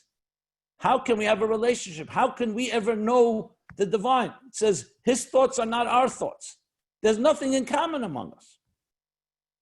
This is the dilemma that Kabbalah comes to address. Is there a place where we can meet? And the answer is unequivocally and absolutely yes. And Kabbalah is concerned with the method and the process of creating this relationship. So the big question that every thinker and every romantic and every poet and every singer is, how high can we reach? You know, we look up to the heavens and we seek, how far can I go? Is there a limit? Is there a glass ceiling to how high a human being can reach? And many have come to the conclusion we can only go that high. The Kabbalah, and especially as it's developed, what I would call contemporary Kabbalah in the language of Hasidic thought, tells us there is no limit. Because God created the human being in the divine image. That's a critical statement. No other creature was created in the divine image. Everything was created by the divine and therefore has divine energy. But in the image of the divine, which means that though God has no image, which is so fundamental to Jewish thought, but God manifested what we call godliness, divine energy manifested in a structure, and that structure, that divine structure, is where the meeting place, where the human and the divine join, to the point they can even marry. We call Sinai marriage. A marriage, the example of a marriage is partners, a couple, with each one complementing the other. Of course, this opens up a whole new series of questions. How? How is that possible? It would be much simpler to say God is beyond us, we're down here, God is there, so to speak. And we, in our own little human mortal way, try to connect to some extent. But to say that there's a partnership, that there's an actual joining and fusion, that is what creates the complexities that Kabbalah comes to resolve. So in simple English again, the whole Kabbalistic teachings are creating stepping stones, like a ladder. Think of it like a ladder that allows us to join, not just to touch, but to join hands where God and us become partners in existence. Shutaf lahakadosh baruch hu b'maaseh bereshis is an expression in the Talmud. To become a partner with God in the whole unfolding of this glorious drama called life and existence. And with all the complexities and all the pain and suffering that life consists of, as well as the joys and celebrations, that we are not just bystanders, and we're not just observers, we're not just observant Jews observing, we're actually participants. We take initiative, we generate, and we have this symbiotic relationship, the divine and existence. And one beautiful metaphor for this is a metaphor, actually the one that my great teacher, the Rebbe, the Lubavitcher Rebbe, the first formal and official Hasidic discourse that he delivered in 1951 when he assumed leadership after the passing of his father-in-law, the previous Rebbe, was called Basi Ligani, come to my garden. And this is a statement that God is saying to the human race and to every individual human being, come to my garden. My garden is my intimate place.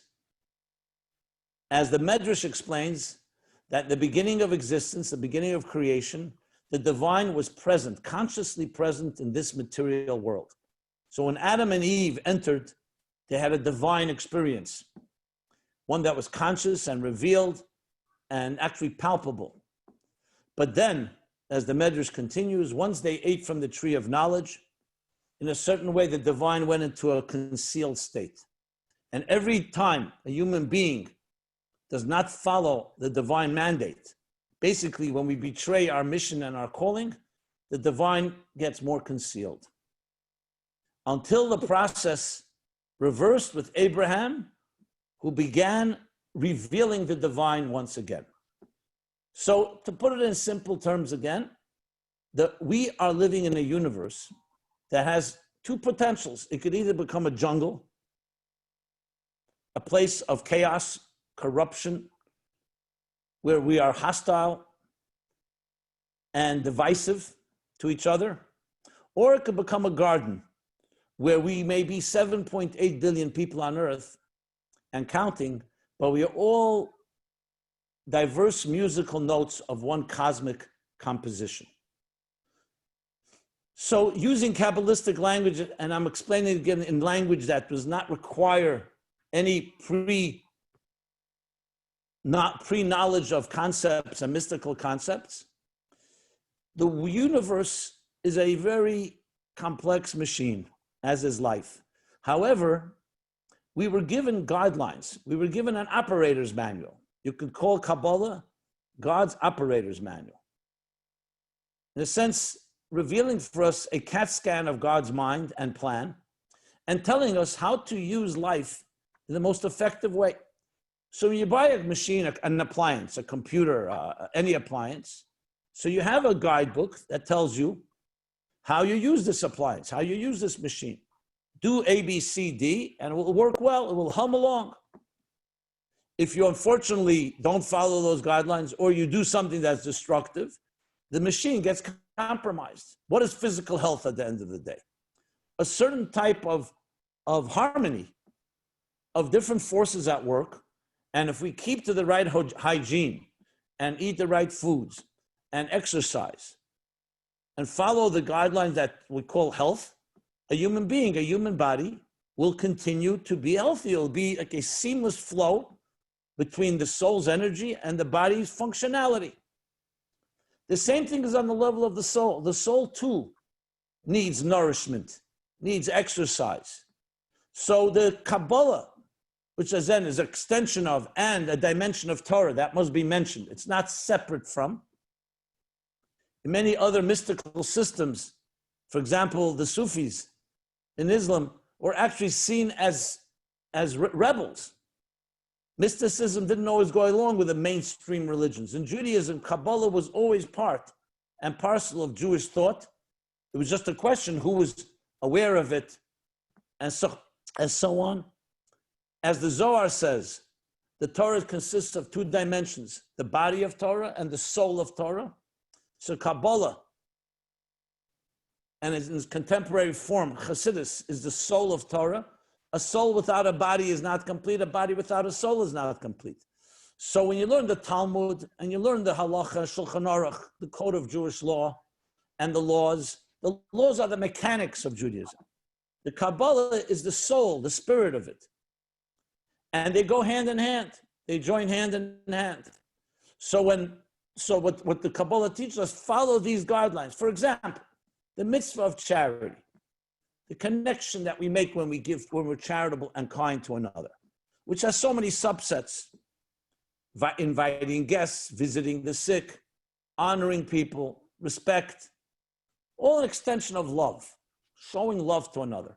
So most of us would think love is a beautiful thing, and it's something we should all aspire to, and not follow our more base instincts, but be giving instead of taking, be selfless instead of selfish. But there's something much deeper the Kabbalah will teach, that when you love another, you're not just helping another. You're not just sharing your gifts and saying, since God blessed me, I will share. It actually is your own spiritual exercise, because you have in your soul, created in the divine image, a thing called chesed. One of the components of your soul is called love. So when you give love, you're actually exercising that spiritual muscle called love. And the same thing with all the other spiritual muscles, so to speak. So just like the body needs vitamins and minerals and exercises for different parts of the body to keep it healthy, the soul too requires nourishment. And nourishment comes through the whole system of what the Torah prescribes as being the way a person lives, not just physically healthy, but spiritually healthy. Essentially aligning yourself with the divine plan, which is provided to us in the blueprint or the operator's manual given to us.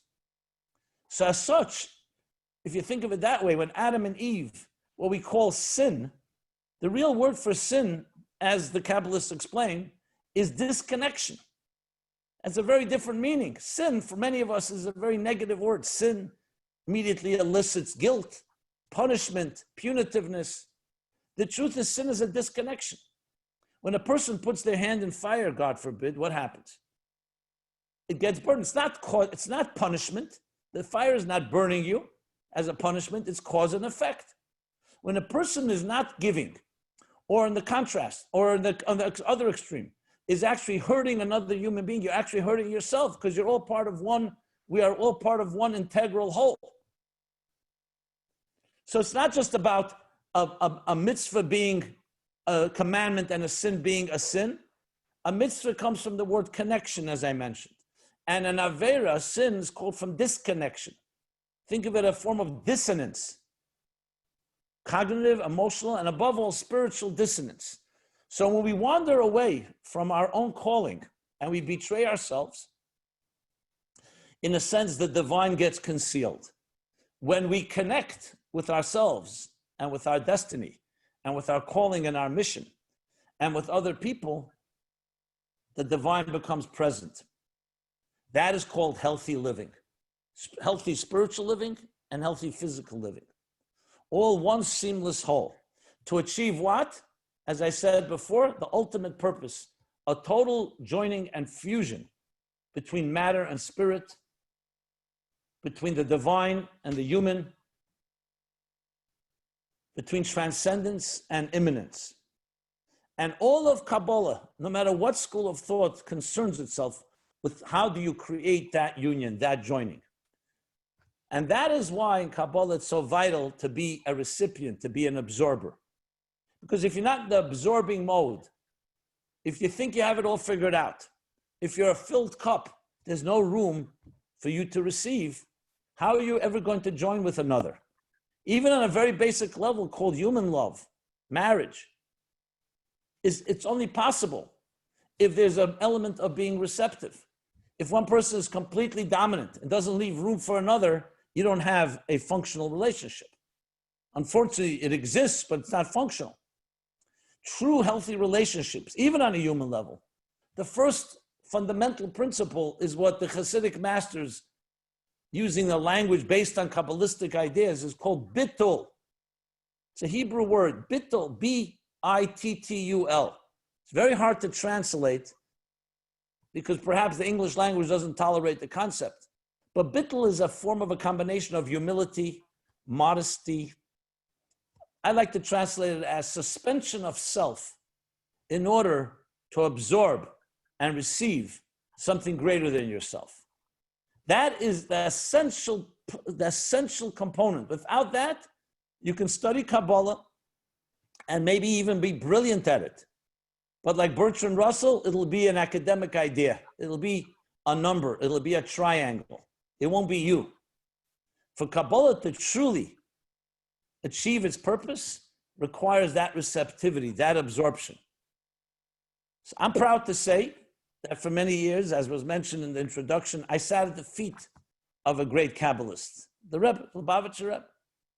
And he sat at the feet of a great Kabbalist before him, his father-in-law, and before that his father, who in turn received in literally an unbroken chain all the way back to Sinai. Not one crack in the chain, because that's the key to Kabbalah, preserving its integrity. Who is your teacher? And who is that teacher's teacher? And not just because pulling rank and you have a resume with credentials, because it means that you received some of the fundamentals that are impossible to convey on paper. Because Kabbalah is so subtle, there are things you receive only that you can receive from teacher to student, and it could be passed on. What do they say? Every time I'm asked to speak about Kabbalah, I always begin with a little intro that says, hey, the ones that they say about Kabbalah, that those that know don't say, and those that say don't know, which immediately disqualifies anything I say then. However, all joking aside, we were told and we're compelled to follow the mandate that we were told, especially after the Arizal. Rabbi Isaac Luria, the 16th century, that the time has come to begin revealing the so-called secrets, the mystical divine methodology of how we create that union. And one of the reasons David alluded to, or said it actually, is because as we move on in the evolution of history, we come closer and closer to reconnecting after so much dissonance and so much separation and fragmentation. After all these years, the accumulation, and that's an important word, accumulation of all the energy generated by every good deed and every sacrifice that we and our parents and grandparents and great-grandparents, and sometimes under the most severe circumstances, Nothing dies, the Kabbalah teaches. Every good deed lives on forever. It releases an energy, it unleashes an energy that forever changes the world. So at some point this accumulates, and we're close to the stage. We're now in the 6th millennia, as the Kabbalists explained. This is like Friday, Erev Shabbat, right before Shabbat. Shabbat is when the garden and the universe turns back into that garden that it was originally meant to be, a full fusion of divine and existence, of divine and the human. But we're right now at that threshold because it's Erev Shabbat. Friday, especially Friday afternoon, we start feeling the spirit of Shabbos. We taste of its delicacies, and we prepare to enter that stage. That's what we've been told. So therefore, conversations like we're having now, conference like this, a discussion like this, is vital because each of us is necessary. Whatever the divine mysterious plan we'll never understand fully, but we are here now and today, in this day and age, in the year 2020. Ironically, a year that was meant to be a year of 2020 vision ends up being a year that most of us have no vision at all, and we're clueless what's going to be in a week from now, let alone a few months from now. But as the Kabbalists teach us, this is a period of transition. Whenever there's disruption, always be aware that for a chick to come out of an egg, the egg has to crack. So we have to be wise and not focus on the cracks, but focus on the light that shines through them. This is all part of the Kabbalistic perspective, how we look at life. So we're at a stage now where we should be not just watching and observing. Each of us has to be that makabel, has to be that recipient. It's interesting, the greatest compliment you can give to a scholar in Judaism is, you know what? Not that he's a wise person, that he's a Talmid Chacham. A Talmid Chacham, what does that mean? The student of wisdom, the student of a wise person. The greatest scholars always remain a student. Because as much as you know, you are absorbing and extending and channeling wisdom and knowledge and truths that are greater than yourself. That's the essential message. And then you become a proper conduit to be that bridge. When we, each of us, do our part, align our beings, our physical, personal lives, right now, today, tomorrow, we align it to the spiritual mandate and mission that each of us is given, we are doing our part in creating that fusion. That is the essence of all Kabbalah. Applying it to our personal lives. Yes, it has profound teachings and very esoteric teachings, as I pointed out, but it all comes down to, where does heaven meet earth? Right at your doorstep, right in your heart, right in your soul. I'm not sure what the time is and schedule here. Maybe the host can tell us what the timing is. I'll jump in here and say thank you, Rabbi Jacobson, for your beautiful, beautiful words. You know, we are. Let me just, if you don't mind, if that's the case, let me just say I just want to conclude one line here. I apologize. I just want to know what the time was. Okay, so my friends, so I wanted to say in a concluding note, this is a historical time, unprecedented. I don't know if there'll be a more significant event in our lives than this pandemic and all that it's brought, not just the health issues, but psychological and emotional, literally every sector of society being disrupted. I would like to say that a conference like this, a discussion like this, is meant to empower us not to feel frightened or fearful or to retreat, but to become active participants and initiate. This is the time. If the Kabbalah teaches us anything, is that to become empowered and to rise up and do whatever we can to become more connected and more loving to our loved ones, even to strangers, to use the technologies as we're doing now, to connect even more, even when socially we may be distant or compromised, and to find ways to dig deeper, to teach ourselves and our children that when we look back at 2020, we could say, yes, there was great upheavals, but there was also a great awakening. This to me would show true tribute to what Kabbalah is all about, and as well as this day that we're honoring, the 20th of Av, the Kabbalah of Rabbi Yitzchak Schneers. So thank you, and Thank you for allowing me to just end with that note. Okay. A pleasure, and I'll just reiterate my words of thanks because we are in a Kabbalistic state of mind, and we're all struggling to create that fusion with the divine, and your words really act as a guide and as an encouragement to tell us that we all do have the potential to actually fulfill exactly what it is that we're striving to do, and striving to make the world that we live in a better, more spiritual place. But I do have to say that I read your book, and I read the version that included the preface where you eloquently described the devastation resulting from 9/11 and the subsequent shock, anxiety, fear, and I was struck by a number of points. First, how current and prevalent your words are.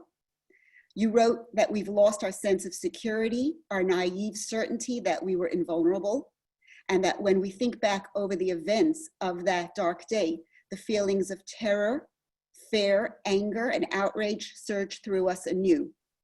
You could be describing the situation we find ourselves in currently due to COVID-19. Although the perpetrators of the devastation that was and is currently being wrought are different, those words, your words, reflect so many of those emotions that you refer to as the deep, dark dread being experienced around the world. Many have lost loved ones. We fear for the health and well-being of our vulnerable. So many have lost their means of income, which will have long-term effects on their mental health, their relationships, families, and the uncertainty that we experience as we really don't know if we can trust the wisdom of the policies of our politicians and quote experts advising them. 20 years ago, it was finding weapons of mass destruction. Today, it's so-called experts on virology. But then I thought, well, it's been 19 years since 9/11, and we've proven resilient. Yes, travel will never be the same, but we've become accustomed to coming to the airport a bit earlier to go through security in our socks. So it seems that we've rebuilt to a large extent. It looks as though we've adjusted and moved forward. This is both comforting and worrying, because does that mean that the human condition is to accept what is thrown at us, that we resign ourselves to the struggle of rebuilding our lives after each catastrophe, reassuring ourselves that after each cataclysmic event, this is an indicator of the Messianic age? The Rambam codified our belief in the coming of a Messianic era, and we've maintained our faith, but that was a long time ago, and we would be justified if we're feeling weary. And as this is a discussion on mysticism, where does the practical application of Kabbalah come into play here? How do we keep nurturing our faith and maintain a profound spiritual commitment? Excellent, thank you. And thank you for quoting me. Yes, I just recently read the chapter on change and upheaval, which I added actually in the 9/11 edition in 2001. And I was also quite taken by how relevant it may be here to our lives. I think your question is right on target, and it couldn't be more relevant, because if Kabbalah is going to be relevant, it has to address contemporary issues. So let me say this. I'm going to just take a Kabbalistic concept and translate it into the pandemic of 2020, the upheavals of 2020. There's a concept called, and I'll use some Hebrew words, but I'll explain. Yesh, ayin, yesh. That every process from the beginning of the highest levels of divine revelation all the way to existence as we know it, in our tangible existence, goes through 3 steps. Yesh means a state of being. Then there's an ayin, a type of vacuum, a type of void in between. And then it produces another yesh, another paradigm, another state of being. So essentially the concept of a metamorphosis. A caterpillar goes into the chrysalis, into a cocoon, and emerges as a butterfly. You take a raw piece of metal, let's say gold, you melt it and you shape it into a beautiful ornament. A mother gives birth you need to go through the pain, birth pains, pregnancy pains. Anything worth talking about requires shedding one layer of skin to assume a new layer of skin.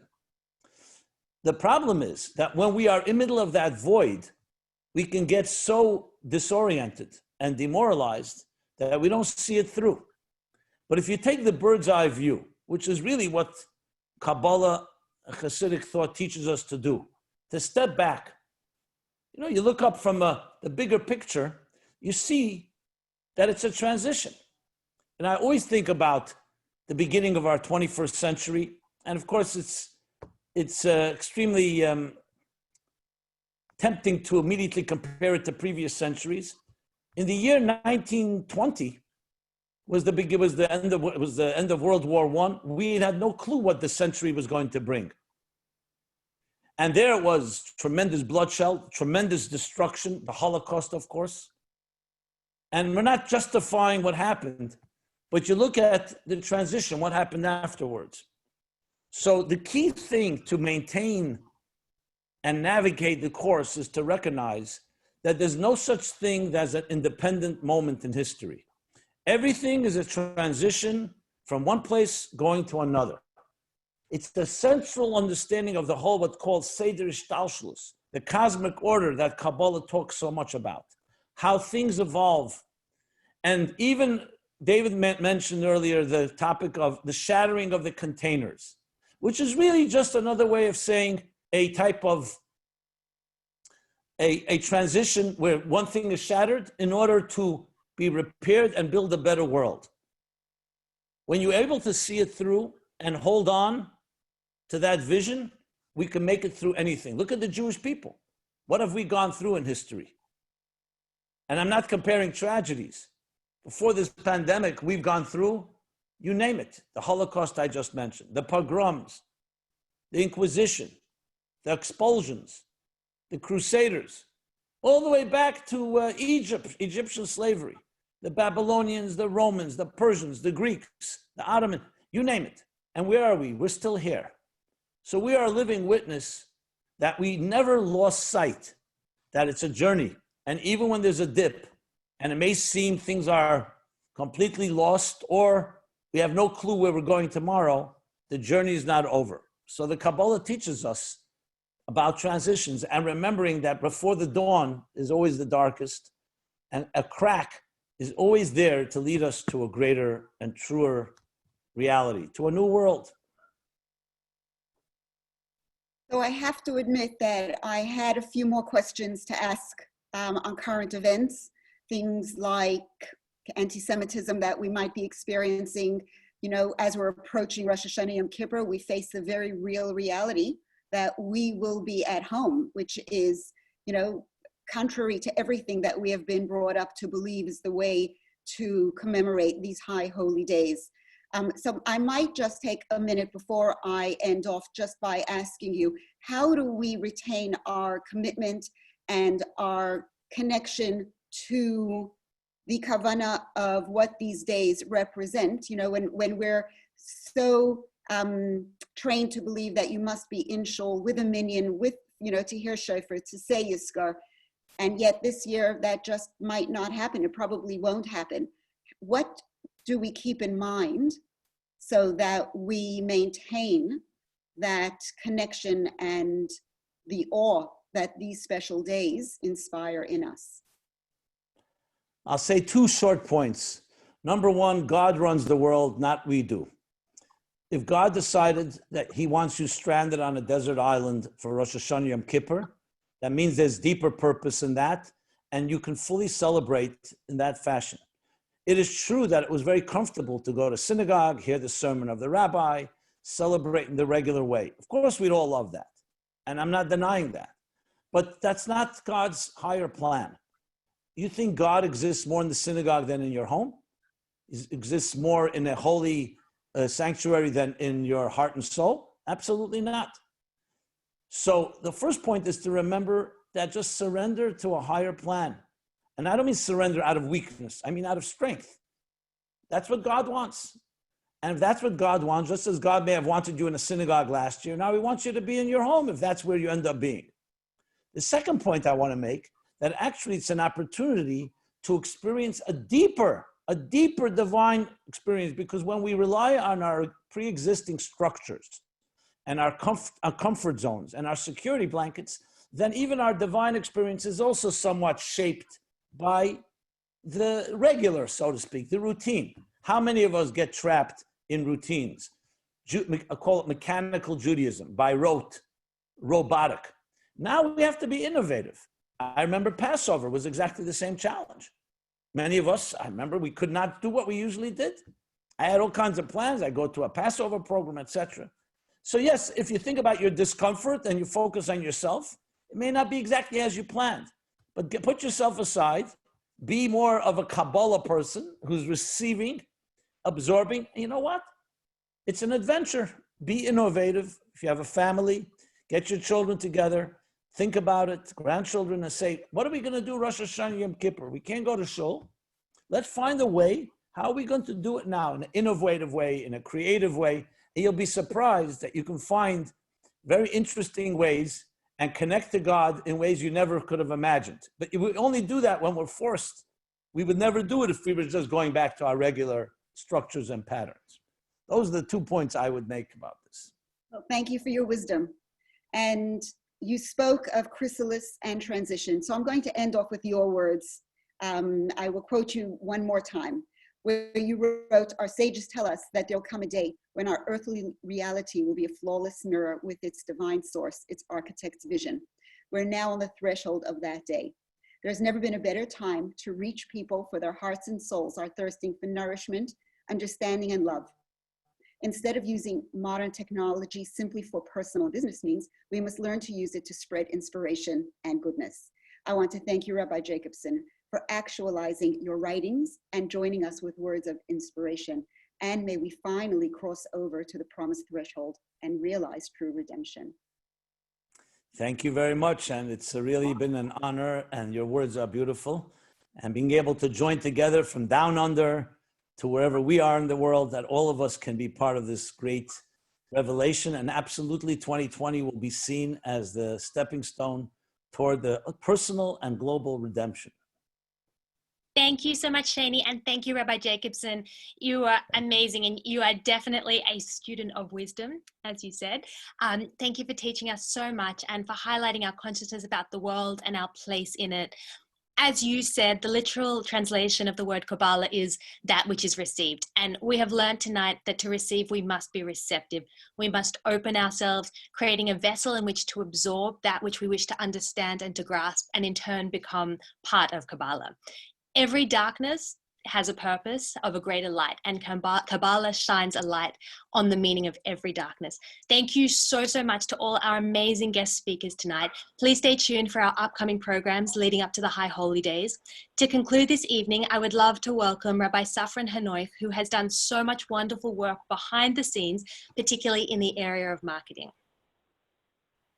Thank you, Tali, and thank you to all the presenters tonight for a really fascinating and insightful presentation from all aspects and from all over the world. And ladies and gentlemen, please stay tuned, because just in the next week or so, we will be sending out to you our pre-high holiday series, which will be full of insightful and really exciting and fascinating speakers. So we ask you to stay tuned. If you want updates, go to our website, sinai.org.au, and we will certainly make sure to keep you informed of everything that's going on. If I could just conclude by saying, myself actually as a grandson of someone who merited in Almaty, Kazakhstan, to take care of Rabbi Levi Yitzchak Schneerson, the Rebbe's father, in his final weeks and days, it is a privilege for me to conclude this evening on behalf of the organizers of Sinai Down Under, and may the next 24 hours to really embrace the teachings of Jewish mysticism and Kabbalah into our lives, by being that receptacle, by being able to internalize those messages to really become brighter and better people ourselves as well. Have a wonderful evening, and hope to see you soon.